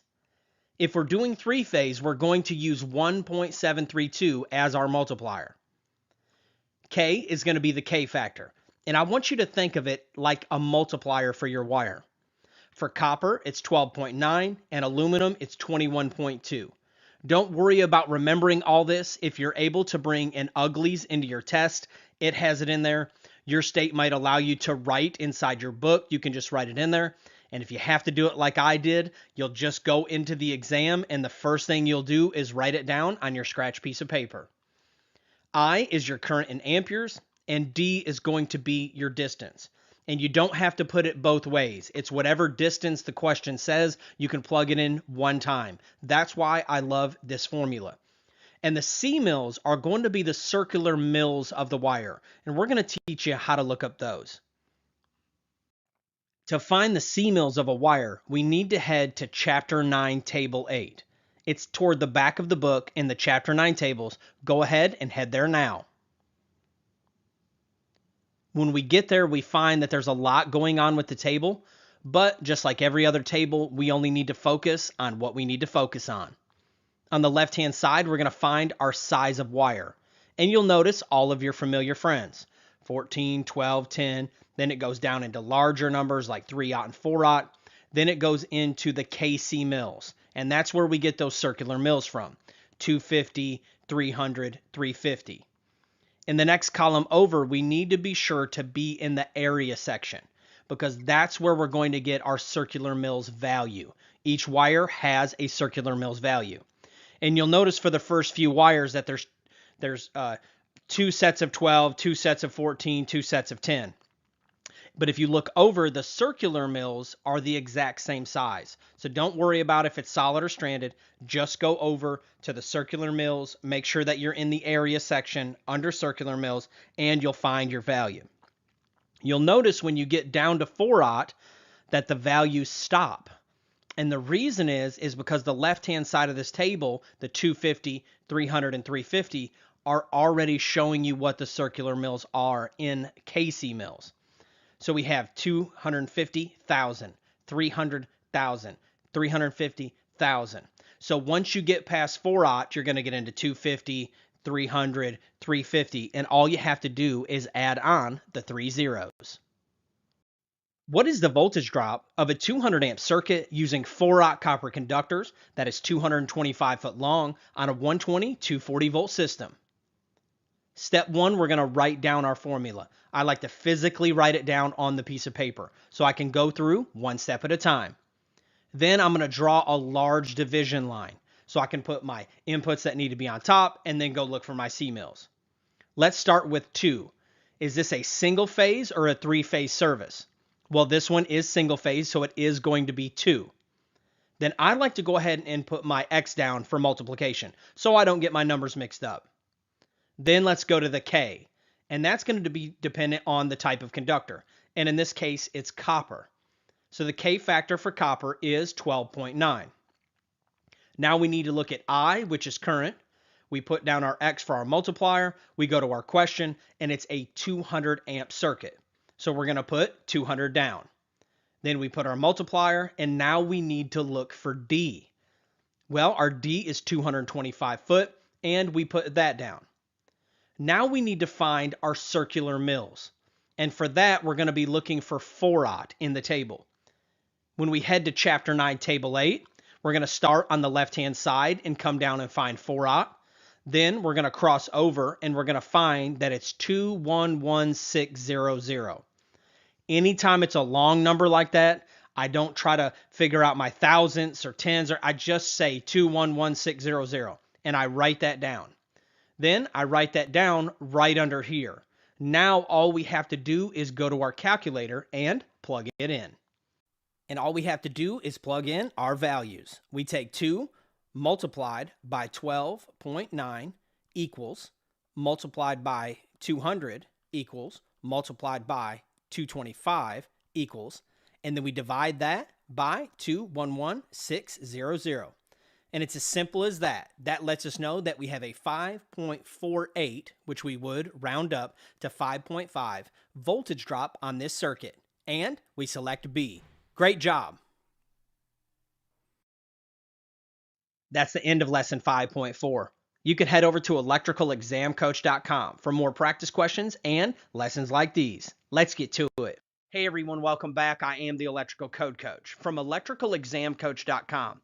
This is lesson 6.1 in our video series. Today, we're going to be learning all about box fill. We're going to be in section 314.16, and we have 2 primary tables that we're going to be using. The first one that we're going to cover is 314.16a. Let's get to it. On the left-hand side is going to be our box size in inches. The next column over is going to be the type of box, and there are several different types of boxes. The first one is going to be the round octagonal box. A round box is truly circular, and the picture listed here is actually an octagonal box. I want to give a shout out to HomeDepot.com. It's where I snagged all these pictures. The next three lines you'll notice say square, and these boxes are true four-square boxes. They're 4 by whatever the depth is. And if you look back over here to your dimensions where the box size in inches is listed, this box states that it's a 4 by whatever the depth is. There are 3 different depths. The next 3 lines you'll notice say square as well, but its dimensions are a little bit different. It says 4 11/16 by 4 11/16 by whatever the depth is. Down below there start your device boxes in all different shapes and sizes. Finally, we come to our masonry boxes.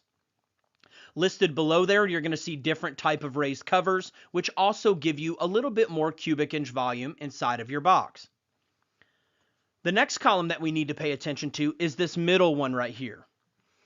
Now, in the NEC, it actually says a minimum volume, which is kind of deceptive to the installer because it's actually your maximum volume that you're allowed to fill that box.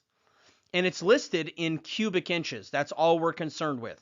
We're not concerned with any metric designators inside of this table. We want to be dealing with cubic inches. And the reason it's cubic inches is because we have 3 different measurements. We have 4 by whatever the depth is. In this column, you're going to find the maximum that you're allowed to fill each box. Then when we come over here to the far right of the table, it's one of my favorite pieces. It's actually like a cheat sheet. If all of your wires are of the same size, you can use this part of the table and make it very simple on yourself. First thing you'll do is you'll come over and find your gauge of wire. Then you'll come over here and find your type of box, and then come over and tee off with how many wires can fit inside of that box. It's very simple. Now let's look at the second table that we're going to be dealing with for box fill. And it's right below there. It's 314.16b, and this one's very simple to understand. On the left-hand side is our conductor size, and on the far right-hand side is going to be our cubic inch volume. Every box can only handle so many wires and devices, and that's what we're going to learn in this lesson here today. Each box has so many cubic inches that you can fill, and each conductor and device takes up so many cubic inches of that box. Now, let's do some practice questions and get to it. What size round octagonal box would you select for 9 number 12 conductors? For this one, we're going to be using table 314.16a. We're going to start here and we're going to find our gauge of wire. Then we're going to come down and we're going to find a box, making sure to cross over and double check that we don't crest over into a different style box. We want to stay in the round octagonal. We find our conductors, we find the one that fits it, we slide over and double check ourselves, and we're going to select A. Great job! What size round octagonal box would you select for 7 14 gauge conductors? We're going to head to table 314.16a. We're going to start here on the right hand side and we're going to find our gauge wire. Then we're going to come down and find a box that fits it and be sure when we cross over that we stay in the right category of box, and we're going to select C. What size 4 square box would you select for 8 number 8 conductors? We head to 314.16a. We're going to start here on the right hand side and we're going to find our size wire. Then we come down and make sure that we're in the right type of box. We cross over and we're going to find that it's A. How many number 10 conductors can you fit inside of a 4 11/16 by 1.5 inch square box? It's the same process, just looking at it differently. We're going to go ahead and come to our table, 314.16a. We're going to find our gauge conductor. We're going to come down and find our box, make sure we cross back over, and we find that we can fit 11 inside of this box. How many number 8 conductors can you fit inside of a 4 by 2 1/8 by 1.5 inch device box? We head to 314.16a. We're going to find our gauge wire. Then we're going to come over and find our type of box and size, make sure we do everything correctly, and we're going to find that it holds 3. What is the maximum cubic inch volume for a 3 3/4 by 2 by 2.5 masonry box? For this one, we're going to head to 314.16a, and we're going to use that middle column, that volume column, and we want to find out how many we can do. We come down, we look very closely, and we find that it's 14 cubic inches. This is very important that we understand this process before we move on into more complex box fill calculations. What is the maximum cubic inch volume for a 4 11/16 by 1.5" square box? We're going to use the same process. We head to our table. We're going to go to that volume column, and we're going to come down and find our correct type of box, and we're going to find that it's 29.5 cubic inches available area to fill. How many more number 10 conductors can you fit inside of a 4 11/16 by 1.5" square box that already contains 6 number 10 conductors in it? Well, since both of these are of the same size, we can just do some simple math. First, we have to find out how many the box holds at all. And we go in and we find that it holds 11. Then we have to do some simple math. We already have 6 conductors, so we take our original 11 minus 6, and it lets us know that we can put 5 more inside of that box, and we select A.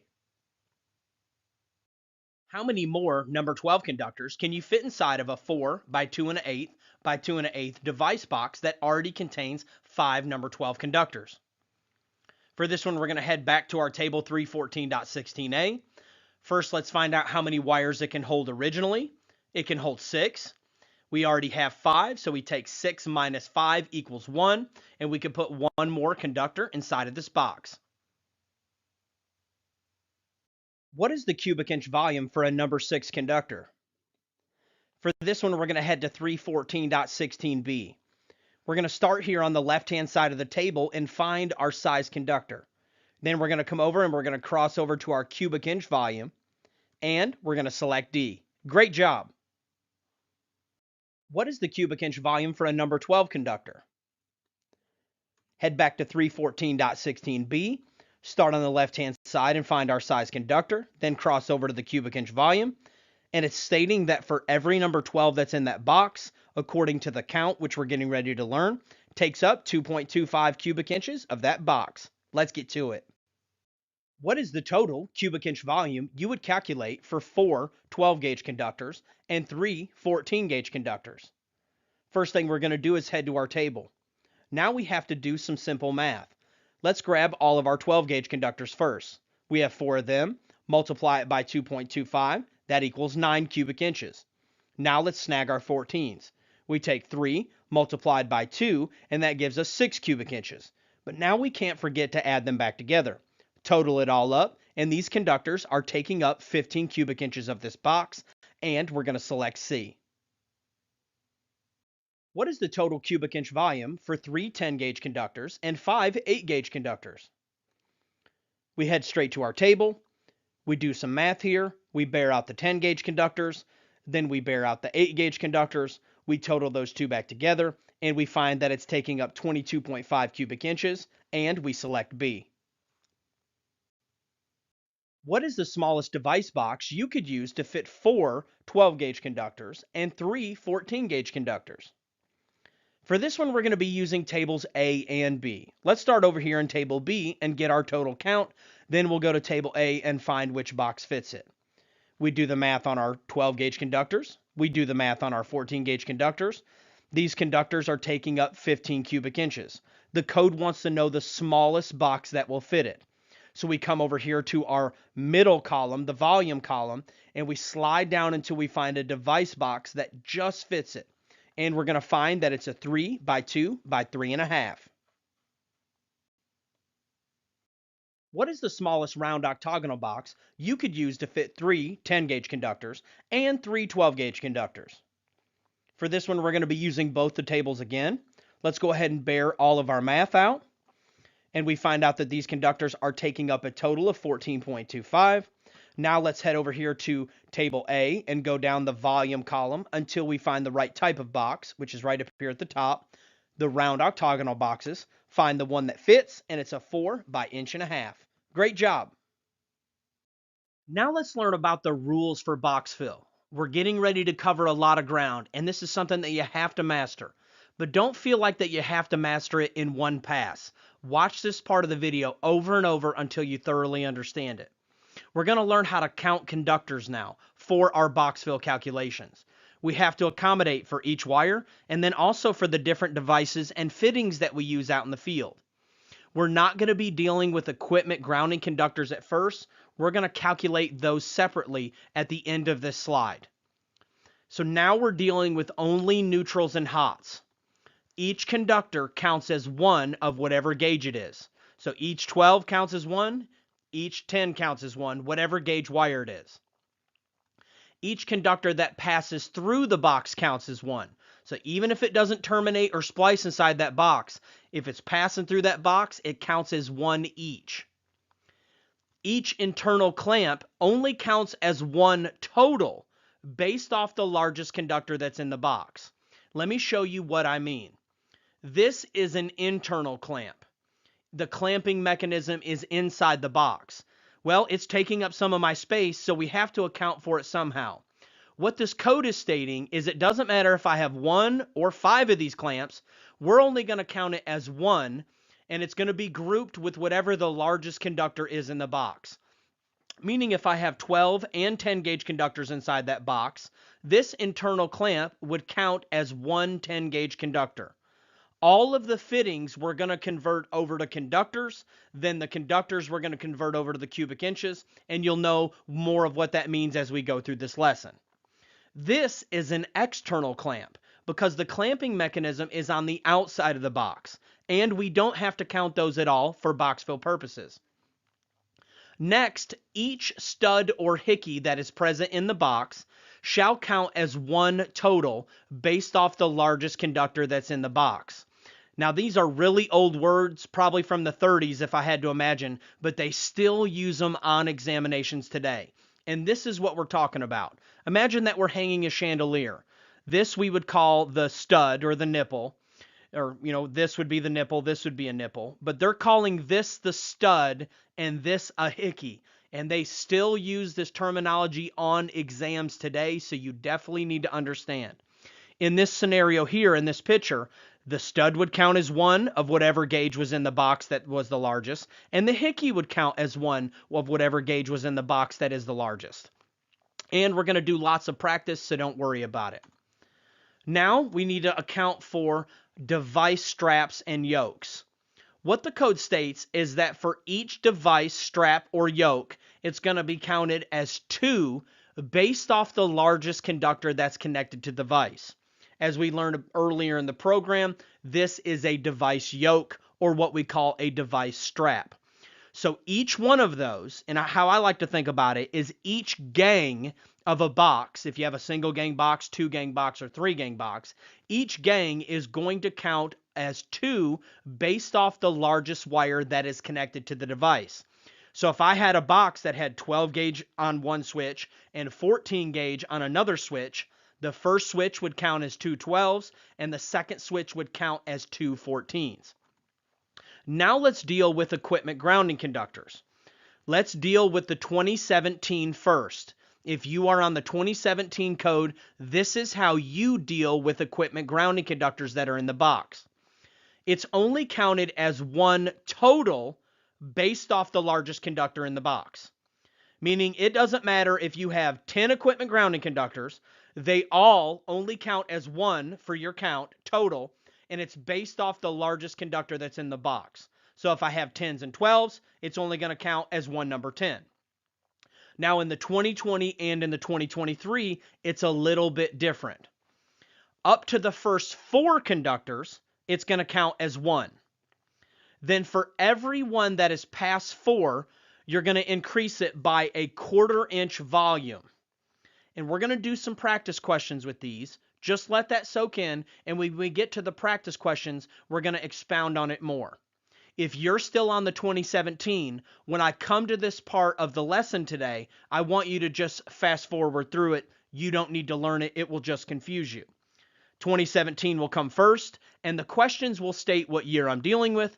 Then when we get to the 2020 and the 2023, I'll let you know, and that way you can learn your respective lesson. Let's get to it. What is the total cubic inch volume you would calculate for a light box that contains three 12-gauge conductors with one stud and one hickey present in the box? For this one, we're going to go to table 314.16b. We know that each 12 is 2.25 cubic inches. Now let's count our conductors. We know that we have the three number 12s originally, but now we have to deal with the studs and the hickeys.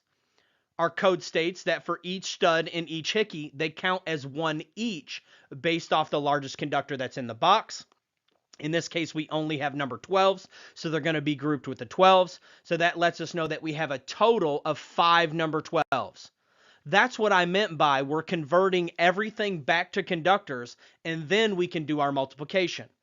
We take those 5 number 12s, multiply it by the cubic inch volume for 12, and we end up with 11.25 cubic inches, and we would select C. What is the total cubic inch volume you would calculate for a light box that contains 3 number 12 gauge conductors, 3 14 gauge conductors, and 1 hickey present in the box? We'll head to our table. We know that each 12 is 2.25. So you always deal with the largest conductors first. And the reason is because your fittings are likely going to be grouped with the largest conductors. We know that we have the 3 number 12s, but now we got to deal with our fittings. In this case, we have 1 hickey. Each hickey counts as 1 based off the largest conductor that's in the box. And what we're going to do is group it with the 12s. We have the 3 original conductors, the 1 fitting. We have 4 number 12s. We bear that math out and end up with 9 cubic inches. Now let's deal with our leftover conductors. We have 3 14 gauges. We take and bear all that math out.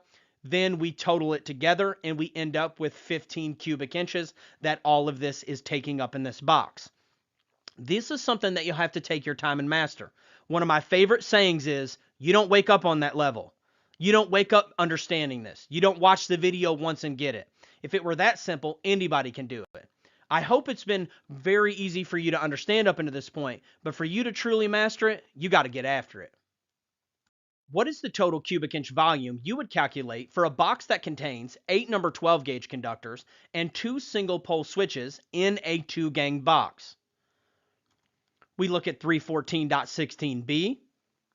We know that each number 12 is 2.25. Let's go ahead and count our conductors. Each device yoke counts as 2 based off of whatever wire is terminating to the device. We know we have 8 original conductors, and we only have one size wire, so we know it's going to get grouped with the 12s. And each one of those devices counts as 2, so we end up with 4 more number 12s, which gives us 12 12-gauge conductors.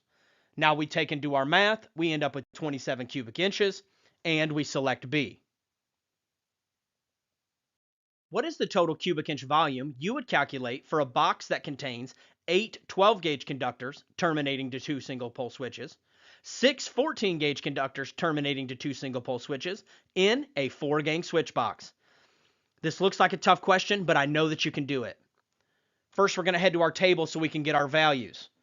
We know what each 12 is, and we know that each device yoke counts as 2 based off the largest wire that's terminating to the device.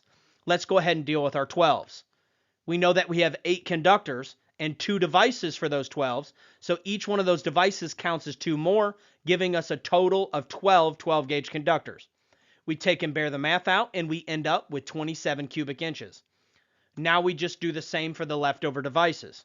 We have our 6 original conductors, and we have 4 more based off of our count, because remember, it's based off the largest wire that terminates to that device. We take and bear that math out, total the 2 together, and end up with 47 cubic inches. Let's get to it. What is the total cubic inch volume you would calculate for a box that contains 3 internal clamps and 4 12-gauge conductors? We head to our table. We know what each 12 is. All internal clamps count as 1 total based off the largest conductor in the box. We only have one size wire in the box, so we're good to go. We take our 4 original conductors plus our 1 clamp count, and that equals 5. We bear our math out, and we select C. Now let's deal with equipment grounding conductors. In the 2017, all equipment grounding conductors just count as 1 based off the largest conductor in the box. 2020 and later, all equipment grounding conductors count as 1 based off the largest conductor in the box, up to 4 conductors. So 4 conductors and under count as 1 total. But when you have over 4, there's going to be a 1/4 inch volume increase that's going to be added for each additional equipment grounding conductor after 4. I'm going to teach you how to do it one step at a time. What is the total cubic inch volume you would have for a box that contained 2 hots, 2 neutrals, and 2 equipment grounding conductors, all of the 12 gauge persuasion in the 2017? Well, we know we're going to count our 2 hots, we know we're going to count our 2 neutrals, and all of the equipment grounds count as 1 total. We would have a total of 5 cubic inches. We do the math for 12 gauge conductors, and we end up with 11.25. Let's do one more quick practice for the 2017. We got 3 hots, 3 neutrals, and 3 equipment grounding conductors, all of the same size. We're going to take those 3 hots, the 3 neutrals, and then all of the equipment grounds count as 1 total based off the largest conductor that's in the box. That gives us 7. Now we bear our math out, end up with 15.75, and we select D. Let's go ahead and do one more for the 2017. We have the total cubic inch volume, and we have 3 12 hots, 3 12 neutrals, 3 14 hots, and 3 14 neutrals, and 6 equipment grounding conductors in the box. First, let's count our 12s, because that's what we're going to group all the equipment grounding conductors with, is the largest conductor in the box. We know we got 3 hots, we know we got 3 neutrals, and we're going to group all of those equipment grounding conductors, counting them as 1 with the largest, which happens to be 12. We take and bear that math out. Now let's deal with the 14s. We had 3 hots, 3 neutrals, don't have to deal with any grounds, they've already been dealt with. We take and bear that math out, total the 2 together, and we end up with 27.75 cubic inches. Now let's move on to the 2020 and the 2023. What is the total cubic inch volume you would have for a box that contained 7 equipment grounding conductors, all of the 12 gauge persuasion in the 2020 and the 2023? I left out all other conductors because you're going to use the same rules in that after you do this calculation, you group it with whatever the largest conductor is in the box, like you learned previously. What we're going to do is we're going to count the first 4 and count it as 1. And then a 1/4 inch increase for each one past 4. Sounds complicated. We're going to break it down very simply. We have 7 total, and we're going to minus 4 because those first 4 we counted as 1. So we have 3 left over, and we're going to take those 3 and multiply it by a 1/4, and that gives us 0.75. So we have a total of 1.75 conductors based off whatever the largest conductor is in the box. In this case, there's only number 12s. So we would take that 1.75, multiply it by the cubic inch volume for a number 12 conductor, and we end up with 3.9375 cubic inches for our equipment grounds. What is the total cubic inch volume you would have for a box that contained 6 hot conductors, 6 neutral conductors, and 6 equipment grounded conductors, all of the 12 gauge persuasion in the 2020 and the 2023? First thing we're going to do, we know we take the 6 hots and the 6 neutrals, and we're going to set that to the side. Now we got to deal with the equipment grounding conductors. We're going to, for the first 4, it's going to count as 1. So we need to figure out how many we are past 4. We have 6 total minus that 4. That means we are 2 past 4. For each one of those, it's going to be a 1/4 inch increase. Take 2 multiplied by 0.25, that equals 0.50. Then we have our 1 original. Then we have 0.50 add-on, so that gives us 1.50 grounds. We need to take and add that back to the 12, so we take our 12 plus our 1.50, then we multiply that by the individual volume for a number 12, which is 2.25, and we end up with 30.375. Let's get to it. All right, y'all, that's it for this lesson. You can head over to electricalexamcoach.com to unlock the Pro version and the Unlimited Testing Center. We also offer our full program on USB drive and DVD, so you can watch it offline and without commercials virtually anywhere. It also includes the MP3 files of all the lessons, so if you just want to listen to them as you drive down the road or while you're on the job site, you can do that. You can check out all that in the link in the description below. Most importantly, I want you to know that I offer 100% free coaching in life and in business. Just email me at electricalcodecoach@gmail.com. I just want to see you guys win. Let's get to it. Hey everyone, welcome back. I am the Electrical Code Coach. Let's go ahead and dive right into pipe fill. This first lesson is going to deal with if all the conductors are of the same size and insulation type, meaning if they're all number 12s and THHN. The next lesson, lesson 7.2, will deal with if we have different sizes of conductors and different insulation types, meaning if I have 10s and 12s inside of the same conduit. Let's go ahead and learn about the table that we'll use if they are all of the same size. We're going to use Annex C. And if you've tabbed your code book, you have an Annex C tab. And if you haven't tabbed it, you can just follow along. If the conductors are all of the same size and insulation type, we get to use like a cheat sheet in Annex C. It's one of my favorite tables in the code book. You will not use this table if the conduit is 24 inches or less. Now, the code book uses the term nipples, but I want you to imagine in your mind, anytime the conduit is 24 inches or less, you're not going to use Annex C. You're going to use the method that I'll teach you in Lesson 7.2. You can head to page 712 of the 2017 and page 729 of the 2020. This video is 2023 compatible. You'll have to get to your page number for Annex C, and then you can follow along. So when we get to Annex C, the beginning of it, I call it the Start Here page, because every time you're doing one of these calculations, you're always going to start here if you're using Annex C. Now, when we get there, we always read the black bold heading to make sure that we're in the right table. Great, I feel like we're in the right table. Now, when we head over to the left-hand side, we're going to find types of conduit. And the first one that we come to is EMT, electrical metallic tubing. Now let's look at the second one that we come to. It also is EMT. So what is the difference? And that's one of the most important distinctions that we have to watch out for with Annex C.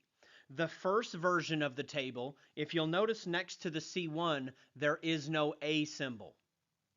The A symbol signifies compact conductors. There are several different types of conductors out in the industry. Some of them are concentric, but the ones that are compact are bound a little bit tighter, and you can actually fit more of those inside of a pipe legally. But for your normal pipe fill questions, they're not compact conductors. Matter of factly, unless it says the word compact conductors, you will never assume that they're compact conductors. And you do not want to use the A versions of these tables. So when you go to the first one, it says C1 EMT. And then the second one is C1A. That's letting you know it's a compact conductor table. Now let's imagine that we did want to go to EMT. Now to slide all the way over, if we look at our far right-hand column, we're going to find that that is our page number. And for this table, you're definitely going to want to use a straight edge. Do not trust your eyes on this one. This is not a one-point question, meaning that it could count as multiple points on your exam. These are more difficult questions, and you don't want to make a simple mistake by not crossing the page correctly. One way that guys eliminate this is they will actually highlight every one that is not in a table. So they'll highlight C1, C2, C3, and they'll use a straight edge and highlight all the way across to the page number to shave off just a few seconds while they're testing. Remember, part of this is strategy, and it's beating the clock. You've only got a few minutes to answer these questions. So doing some strategic highlighting can really save you a lot of time on the back end. Now that we've learned about the Start Here table, let's actually go to where we find the values.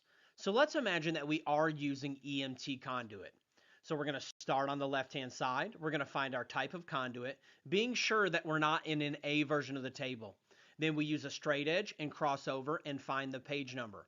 Go ahead and flip to that page number now. And when we get to that page, we're going to find a brand new table, and we're going to break it down piece by piece. The main thing that we have to watch out for with this table is that we always read the black bold heading when we get to that section to make sure that we're in the right table. As you'll find throughout the entire Annex C, all of these tables look identical. The only difference is the title of the table. So every time I even flip a page in NXC, if I have to flip a page, I stop and make sure that I haven't started off into a new table. Because the difference between you being in this table and that table is just one page, and there's no difference in the table look and feel. So just make sure that you're always reading the table to make sure that you haven't, gone off into the A version of the table, which comes right after the regular version, and that you haven't crossed off into another type of conduit. Starting on the left-hand side, we're going to find our type of insulation. And this is where we find some familiar friends. RHH, RHW, THHN, THWN-2, and that's going to be our type of insulation that our wire is coated. And then in the second column is going to be our size of wire. Now, you may find when you're looking that you find your type of insulation, but you don't find your size wire over there in the wire column. That's okay. Just start over until you find the type of insulation again, and then you'll cross over and eventually find your size wire. Then once you find both of those, you'll come across the top of this table, and you'll see your trade size of conduit. All of our familiar friends, 1 inch, 2 inch, 3 inch, and so on and so forth. Once we line all three of those up, all we have to do is come down and tee off, and we find how many wires can fit inside of that conduit legally. I love this table because they've done all of the hard work for us that I'm getting ready to teach you in lesson 7.2. How many THW, number 10, can you fit inside of a piece of 1 inch rigid metal conduit? The first question we ask ourselves is, are they all of the same size and insulation rating? They are, so we're going to head to Annex C using our Annex C tab. When we get to the Annex C Start Here page, we're going to start on the left-hand side until we find our type of conduit, which was rigid metal conduit. Then we're going to come down and make sure that we don't select the A version of that table, and we're going to use our straight edge or our highlighting that we've done, and we're going to go to the page number. When we get to that page number, we're going to read the black bold heading to make sure we're actually in rigid metal conduit and that we're not in the A version of the table. Then we're going to start on the left-hand side until we find our insulation type. Every time we flip a page, we're reading that heading to make sure that we're not starting off into a new table or a new version of the table. Then once we find our insulation type, we're going to cross over to the size of wire. As long as our size of wire is listed there, we're going to come across the top to the size of conduit. Then we come down and we tee off with how many wires can fit inside that conduit. And we find that we can fit 14 of them. Great job. How many more THWN number 10 can you fit into a piece of 3/4 inch EMT that already contains 4 THWN number 10s? The first thing we're going to ask ourselves, are they all of the same type and insulation? They sure are. So let's head to Annex C. When we get there, we're going to start on the left-hand side and find our type of conduit, being sure not to select an A version of the table. Then we cross over and find our page number. When we get to the actual table, we're going to read the black bold heading to make sure we're in the right table. Then we're going to find our type of insulation under the insulation column, find our wire size, and then come across the top to our size of conduit and tee off with our answer. And we find out that we can fit 10 originally, but our question states that we already have 4 of them in the pipe. So all we have to do is do a little 3rd grade math. We take 10 minus 4 equals 6, and we find out that we can fit 6 more inside of this conduit. Great job. How many 1/0 THW conductors can you fit inside of a piece of 2.5 inch Schedule 40 PVC? Are they all of the same size and insulation? Yes, so we're going to head to Annex C. When we get there, we're going to start on the left-hand side until we find our type of conduit, being sure not to select the A version of the table. Then we come across and find our page number. When we get to the table, we always read the black bold heading to make sure that we're in the right table. Starting on the left-hand side, looking for our type of insulation. When we find it, we go to our size of wire, come across the top until we find our conduit size. Then we're going to come down and tee off and find that we can fit 8 more conductors inside of this conduit. Great job. How many more 2/0 THHN conductors can you fit inside of a piece of 3 inch Schedule 80 that already contains 5 2/0 THHN conductors? Well, the first question we're going to ask is, are they all of the same size and insulation? Yes, so let's head to Annex C. When we get to Annex C Start Here, we're going to start on the left-hand side until we find our conduit, being sure that we're not in the A version of the table. Then we're going to come over and cross over and find our page number. When we get to the actual table, we're going to start first and make sure that we're in the right table by reading the black bold heading. Then we start on the left-hand side and find our insulation type, find our wire size, then come across the top and find our conduit size, and come down and tee off with how many conductors we can originally fit. And it looks like we can fit 11.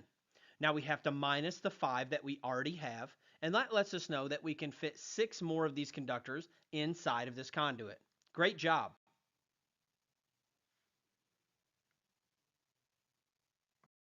How many more number 10 THW and -2 conductors can you fit inside of a piece of 3/4 inch Schedule 80 PVC that already contains 3 number 10 THW in -2 conductors? The first question we're going to ask ourselves, are they all of the same size and insulation type? They are. So we're going to head straight to Annex C. When we get to Annex C at the Start Here table, we're going to start on the left-hand side until we find our type of conduit. Then we're going to verify that we're not in the A version of that conduit. We're going to slide over and find our page number. Then when we get to the table, we're going to read the black bold heading to make sure that we're in the right table. We start on the left-hand side and we find our insulation type. Then we find our wire size. Then we come across the top and find our conduit size. And we're going to find that our starting value is 7. We have to minus the 3 conductors that we already have, and that's going to let us know that we can put 4 more.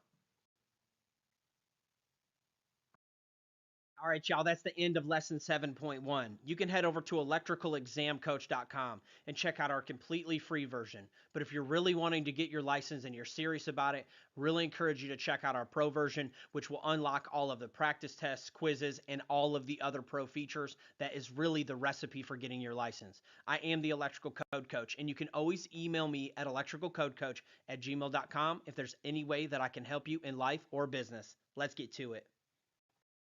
Hey everyone, welcome back. I am the Electrical Code Coach, and we're picking right up in pipe fill. This is lesson 7.2. So in our previous video, we learned that if the conductors are all of the same size and insulation type, we can just head straight to Annex C to answer all of our pipe fill questions.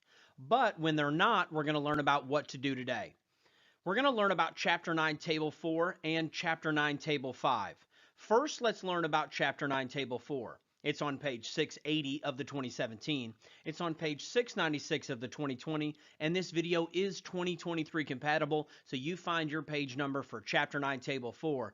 If you've used the Mike Colt tabs that we recommend, you're going to have a Chapter 9, Table 4 tab, and you can flip there now. Let's get to it.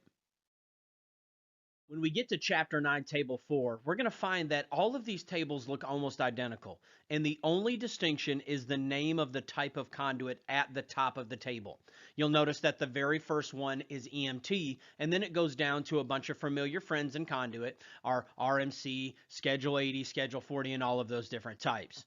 If you get our pro version to the program, we have a video called the Strategic Highlighting video that will show you how to strategically highlight these tables to make them pop. Starting on the left-hand side of this table, we're going to find our size of conduit. We want to make sure that we are in the inches column. We're not dealing with millimeters. Then we have a bunch of different columns across the top. The first one is more than 2 wires. The second one is 60%, and that's going to be for nipples. Our 1 wire is 53%, 2 wires, and then the diameter of the pipe, and then the 100% total fill area. Let's break them down one by one. The first one that we come down is when we have more than 2 wires. So anytime we have 3 or more wires, we're going to use this percentage. It's the 40% fill column. What it's saying is you're allowed to fill that conduit up to 40% of its capacity. And these values listed down below are going to let you know what that capacity is. So we'd start here on the left-hand side, find our tray size conduit, and then we would come over to our respective column, and that lets us know the total square inch capacity of this pipe that we are allowed to fill. In box fill, we use cubic inches, but in pipe fill, we're going to use square inches. And the next column over would be our 60% for nipples. So when we're dealing with nipples that are 24 inches or less, we're going to use the 60% fill column. So the question will ask, if we have a nipple of this size, how many conductors can you fit? First, you would come over to your size of conduit. Then if it was a nipple, you would come over here, you would grab that value, and that's how much space you have total to fill. Then the same thing here with one wire and two wires and the diameter and the area completely. Now you say, when would you ever have one wire? Well, a really good example is if you are doing a grounding electrode conductor. You might have one wire in a pipe. Also, this includes one cable. It'll be treated like one wire. So if you put one piece of Romex in there, you're actually going to use the 53% column here. And the same thing with two wires. It would be if you had only two wires, or if you had two cables in the conduit. Or if you had three cables, like three pieces of Romex, you would use the 40%. Now, we won't hardly ever use the diameter, but if you're ever asked a specific question, what is the diameter of such and such conduit, this is where you find all your information for conduits, right here in the Chapter 9 Table 4 table. I will say this, I have had this final column on an exam before, the 100% area. It will ask you what the 100% area of a conduit is. All you have to do is remember to come to Chapter 9, Table 4, find your type of conduit, slide over here to the 100%, and you'll be able to look it up and find that one easy. Let's get to it. Now that we've learned all about Chapter 9, Table 4, and that it's all about conduit dimensions, now let's head to Chapter 9, Table 5, and let's learn about the conductor dimensions. Just like with box fill, each conductor has a size that it is. It is a square inch size when you're dealing with pipe fill. And we're going to head over and find out how to find out that square inch value. Then we know all we have to do is divide, just like we did in box fill. When we get to Chapter 9, Table 5, it looks very similar to Annex C. But anytime we come to a table, we have to be careful to make sure we're in the right table. We want to make sure that we're in Chapter 9, Table 5, not in Chapter 9, Table 5A. Just like with Annex C, there is an A version of the table that is for only compact conductors. So we're going to head here and we're going to start on the left-hand side and find our type of insulation. Then we're going to cross over and find our wire size. Then we have to be careful here. We want to make sure that we're in the approximate area and that we're in the inches squared. We're not dealing with diameter for pipe fill, although there may be a time that you have a question that asks you for the diameter of a conductor. If that's the case, you would head here and it'll tell you the answer. But we're dealing with area when we're dealing with pipe fill. So we start on the left-hand side, find our type of insulation, find our wire size, and then find our approximate area in inches squared. Now, let's do some practice questions. Before we jump into the practice questions, let's go ahead and hit the major points. We're going to use Annex C when all of the conductors are of the same size and insulation. With dealing with equipment grounding and bonding conductors, they shall be included based off the actual dimensions of the conductor. It's not like we did in box fill. If there is a grounding conductor in that pipe, it counts 1 for 1, and all of them count. If you've got 10 of them, they all count. Conduit 24 inches or less shall be calculated from the 60% fill column. A combination of conductors of different sizes shall use the actual dimensions from Table 5 or 5A if they're compact conductors, and then we're going to use the dimensions of the conduits listed in Chapter 9, Table 4. And it's a little bit different than when we're dealing with load calculations. We're actually going to round up when it's 0.8 or greater. And I have one of those examples in our questions coming up, so you'll be a pro by the end of this video. Let's get to it. How many more number 12 THHN conductors can you install into a piece of 3/4 inch EMT that already contains 3 number 10 THHN conductors? The first thing we're going to do is we're going to find the total area that we have to work with. And to do that, we're going to head to Chapter 9, Table 4 for EMT. And when we get there, the first thing we do is make sure that we're in the right type of conduit. Then we're going to start on the left-hand side and find our trade size, and we go down to 3/4. Then we're going to cross over to the more than 2 because our question deals with more than 2 conductors. So we're going to pull from the 40% column. And that's going to let us know that our starting available area is 0.213 square inches. Now we need to find what we already have, which is the number 10s. We're going to head over to Chapter 9, Table 5, and when we get there, we're going to start on the left-hand side and find our type of insulation. We're going to cross over and we're going to find our size of wire. Then once we find that, we're going to cross over to the approximate area. and each individual number 10 is 0.0211 square inches. Now that we have our conduit and our starting conductor, let's go ahead and write down our number 12s. That's the conductor that we're wanting to install. And then we'll be done with the code book, and all we have to do is some simple math. After we find that value and write it down, we can proceed. We're going to take and multiply our conductors that we already have. We have 3 number 10s multiplied by the value by a number 10, and that gives us this number. Now to figure out how much space we have left, all we have to do is take our total fill area, which was 0.213, subtract the number 10s, and then that lets us know we have 0.1497 remaining left to fill. In order to find out how many number 12s we can fit in it, all we have to do is divide. We take our available area left to fill, divided by the individual number 12, and we're going to find out that we can fit 11.255. In this case, it's lower than 0.8, so we're going to round down to 11 conductors, and we select D. Great job. How many 1/0 XHHW conductors can you install into a piece of 2.5-inch Schedule 40 that already contains 4 4/0 XHHW conductors?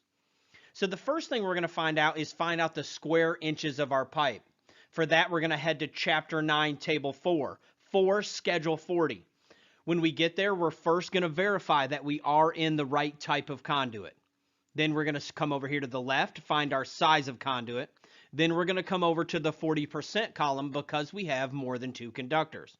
And we're going to find that for this conduit, it's 1.878.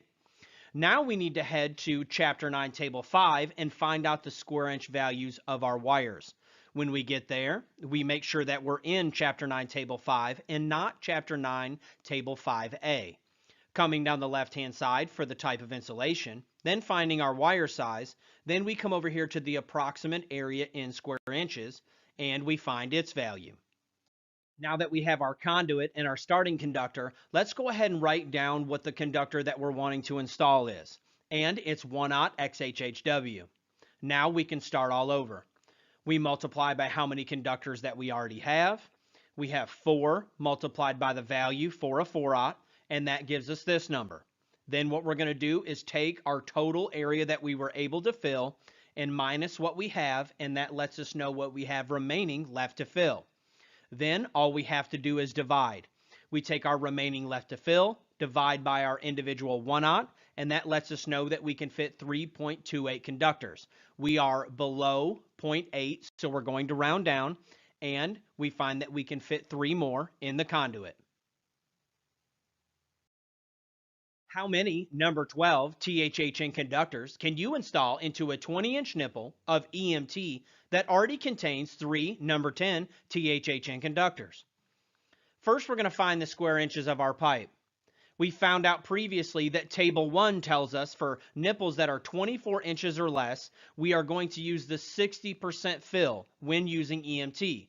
So how we find out what the 60% is we'll head to Chapter 9, Table 4. First, we will verify our type of conduit to make sure we're in the right conduit. Then we're going to start on the left-hand side and find our size of conduit. But then we need to cross over to the 60% fill because this is a nipple. And we find that it's 0.320. Now we can finish the problem like normal. We're going to head to Chapter 9, Table 5 and find out the square inch value of our conductors. When we get there, we verify we're in 5 and not 5A. Then we're going to come down and slide on the left-hand side, come over to our size wire. Then we're going to come over to the approximate area, and we're going to find that it is 0.0211. We found out our pipe. We found out our starting conductor. Let's go ahead and write down the conductor that we're wanting to add while we're right here in the table. Now, all we have to do is multiply. We take our original conductors, which was 3, multiplied by its value, and that gives us this value. Then all we have to do is subtract from our starting value. Our starting value was 0.320. Now all we have to do is minus what we already have, and that lets us know that we have this much remaining left to fill. Then, to find out how many more we can fit, we simply divide. We take our available left to fill, divided by the conductor that we're wanting to install, and that lets us know that we can fit 19.3. We're going to round down again, and we are going to select B. Great job. The next 3 sample questions are going to go a lot faster. It's assuming that you've already learned how to use these tables. I'm not going to be showing them on the screen. How many more 2-watt THHN conductors can you fit inside of a piece of 3-inch Schedule 80 PVC if it already contains 5 1-aught THHN conductors?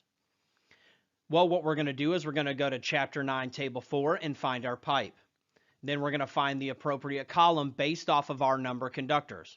And we're going to find that for 3-inch, here is the value. Then we're going to go find our type of insulation in Chapter 9, Table 5. Go ahead and get all of the values for conductors that are involved. First, we're going to take our known conductor, 1-aught, and we're going to take and multiply it by 5, and that's what we're already filling of this pipe. Then we're going to take and minus our total fill, minus what we already have, and that gives us our remaining left to fill. Then we take our 2-aught conductor and we divide it out, our remaining left to fill, by the conductor that we're wanting to install, and we're going to find that we can fit 7.4. Again, we're going to round down because it's less than 0.8, and we're going to select B. How many more number 10 THWN-2 conductors can you fit inside of a piece of 3/4-inch Schedule 80 PVC that already contains 3 number 12 THWN-2 conductors? We're going to head to Chapter 9, Table 4 and find our pipe. We're going to find the appropriate column based off the number of conductors, and we're going to find this value for a piece of 3/4. Then we're going to head to Chapter 9, Table 5 for our conductor properties, being sure to write down all the values that we need. First, we're going to take our number 12 that we already have, multiply it by the 3 that we already have, and that gives us this value. Then we're going to take our total available to fill minus what we already have, and that gives us this for our remaining left to fill. Then we just take that and divide. We divide that out and we find that we can fit 5.88 conductors, and in this case it is 0.8 or larger, and we will round up to 6. Great job. What is the total area in square inches of a piece of 1-inch flexible metal conduit? For this one, we're going to head straight to Chapter 9, Table 4. When we get there, we're going to verify that we're in the right type of conduit. Then we're going to start on the left-hand side and find our size of conduit. Then we have to cross all the way over to the 100% fill area. I have been tested on this in the past, so it's good to be familiar with using this table on all spectrums. And in this case, we're going to select 0.817. Great job. Hey everyone, welcome back. I am the Electrical Code Coach from electricalexamcoach.com, and this is lesson 8.1 in our video series. We're going to be in Article 240, and we're going to be learning all about overcurrent protective devices. You'll hear me use the term OCPD throughout the rest of the program, and all it stands for is overcurrent protective devices. But to simplify it even further, just think about it like this. Anytime you see OCPD, it just means breakers and fuses. Whether it's the individual breaker at a branch circuit, 20 amp, or it's a 100 amp feeder breaker, or our main 200 amp disconnect. It's either going to be a breaker or fuse, and they're all OCPD. Let's get to it. Table 240.6a is one of my favorite tables in the NEC. It's where we get our standard ampere ratings from. And although it seems like the least of all the tables, it's very powerful throughout the electrical industry. Anytime we come to a new table, we always read the black bold heading to make sure that we're in the right table. Standard ampere ratings for breakers and fuses. Starting on the left-hand side is where it starts with our numbers. You should pull your code book out and look at it now. If you're in the 2023 and later, it's going to start with 10 amps and go up. And in the 2020 and previous, it's going to start with 15 amps and go up. And then it goes up by fives. 15, 20, 25, 30, 35, 40, 45, 50. And when we get to 50, it starts jumping by tens and even larger numbers as we move up in amperage. The reason that this table is so important is it unifies the entire electrical industry. The manufacturers make these size breakers. The stores stock these size breakers. Installers purchase these size breakers, and when we are doing our load calculations in the NEC, these are the sizes that we're actually going to use. We're going to learn all about it in this lesson. Table 240.6a, standard ampere ratings for breakers and fuses. Let's get to it. Let's look at the major points for general overcurrent protective devices. I say general for a reason, because there are other parts of the code that modify, change, or erase the things that I'm getting ready to teach you. A good example is when we get to motor overload devices. But these rules that we're getting ready to learn apply blanket across the NEC unless another section tells you otherwise. The first one is the next size up rule. And that's the next standard size on that table that we just learned about. Let's imagine that we have a 59 amp known load. And for the rest of the program, I'm going to call it known load. And there's a reason that you'll learn about here in a minute. But do they make a 59 amp breaker? They don't, do they? What we would do is we would go to our table, 240.6a, and we're going to look at the next standard size.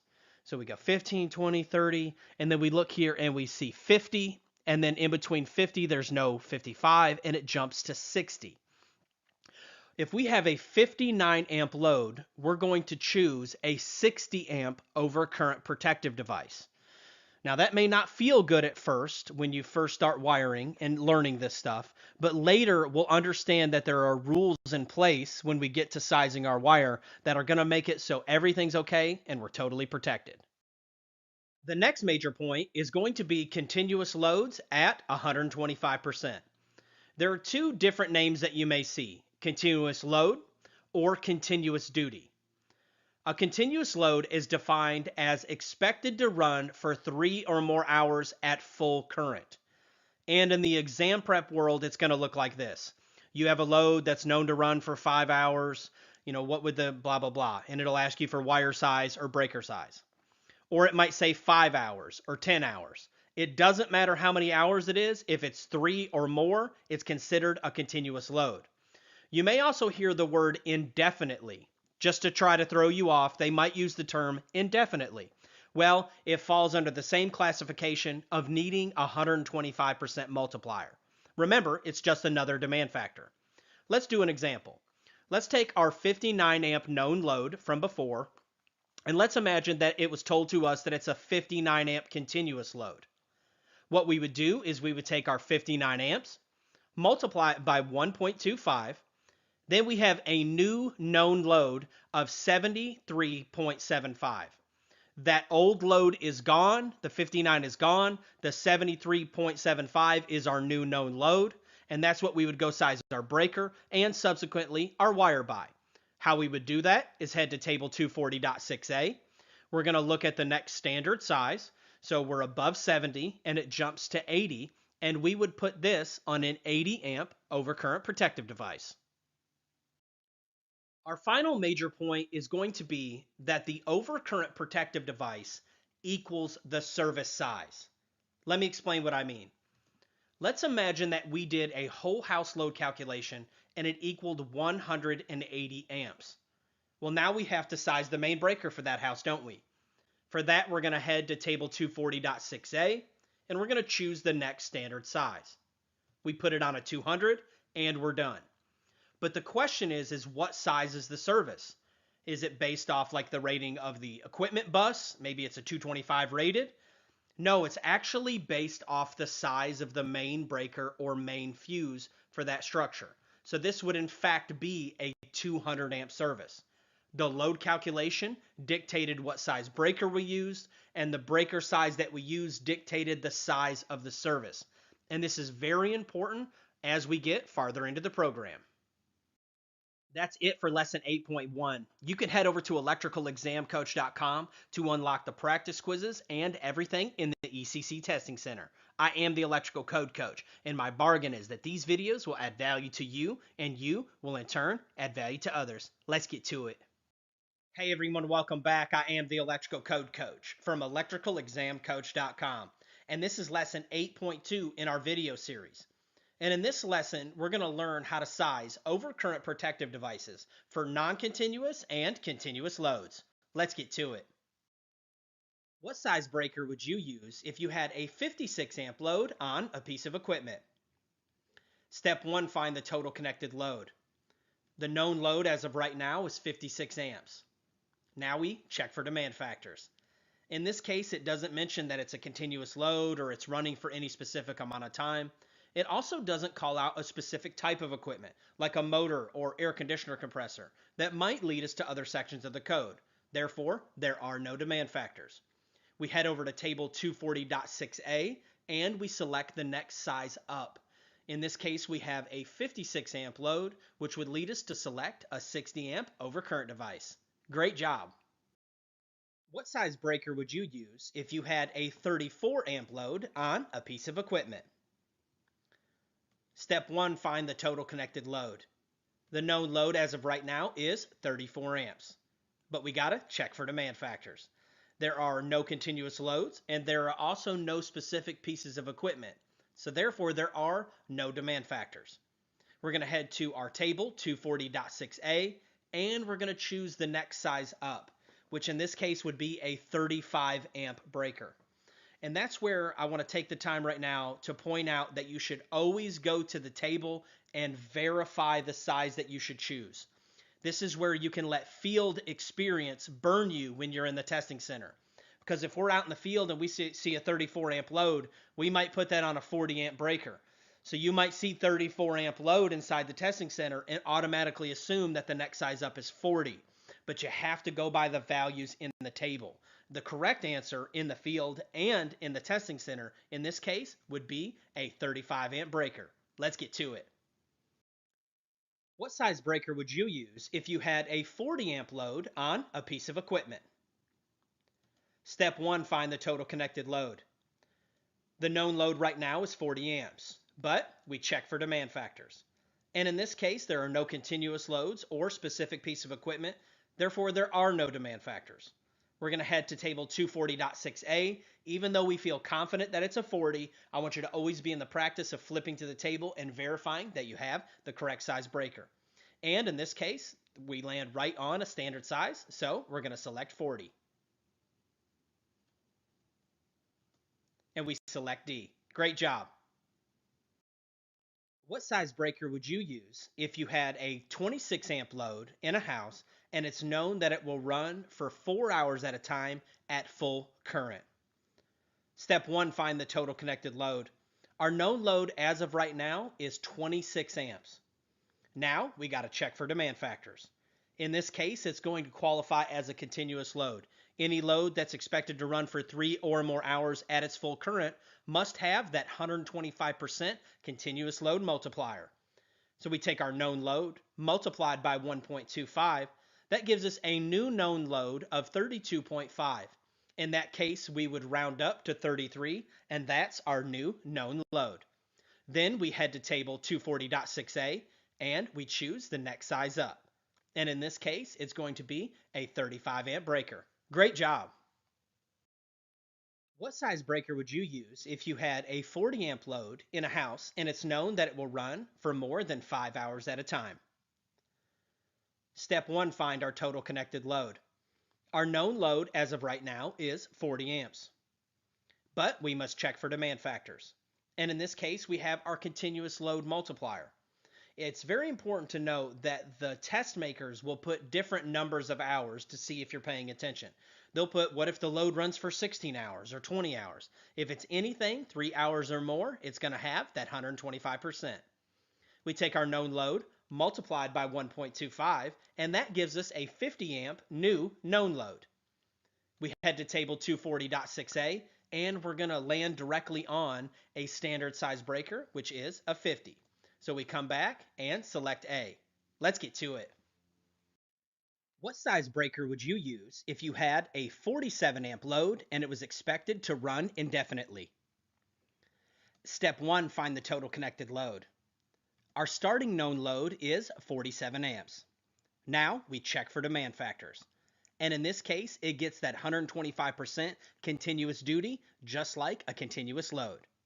We take our starting known load, multiplied by 1.25, and that equals 58.75. And in this case, we would round up. So 59 is our new known load. Now let's head to table 240.6a. And in this case, we're going to select the next size up, which happens to be a 60. Great job. That's the end of lesson 8.2. And I want to take this moment and encourage you and let you know that you're doing a great job and keep up the hard work. And just don't forget the reasons that you're doing this for your family, for your career, for taking your family from where you guys were to where you guys are going. Because it's easy when we get exhausted and it's hard and we're on our way to that next level to forget all the reasons that we're doing this in the first place. I want to let you know that I'm here for you. Anything that you need, you can always just email me at electricalcodecoach@gmail.com. I am the Electrical Code Coach, and my bargain is that these videos will add value to you, and you will in turn add value to others. Let's get to it. Hey everyone, welcome back. I am the Electrical Code Coach from electricalexamcoach.com, and this is lesson 8.3 in our video series. We're still in Article 240, but we're going to be doing sample calculations of whole homes and businesses and selecting the main overcurrent device. Learning how to take all the work that we've done in the program up until this point, the load calculations and everything, and then take those total VAs and find out how to choose that overcurrent device, which will ultimately dictate the size of the service. Let's get to it.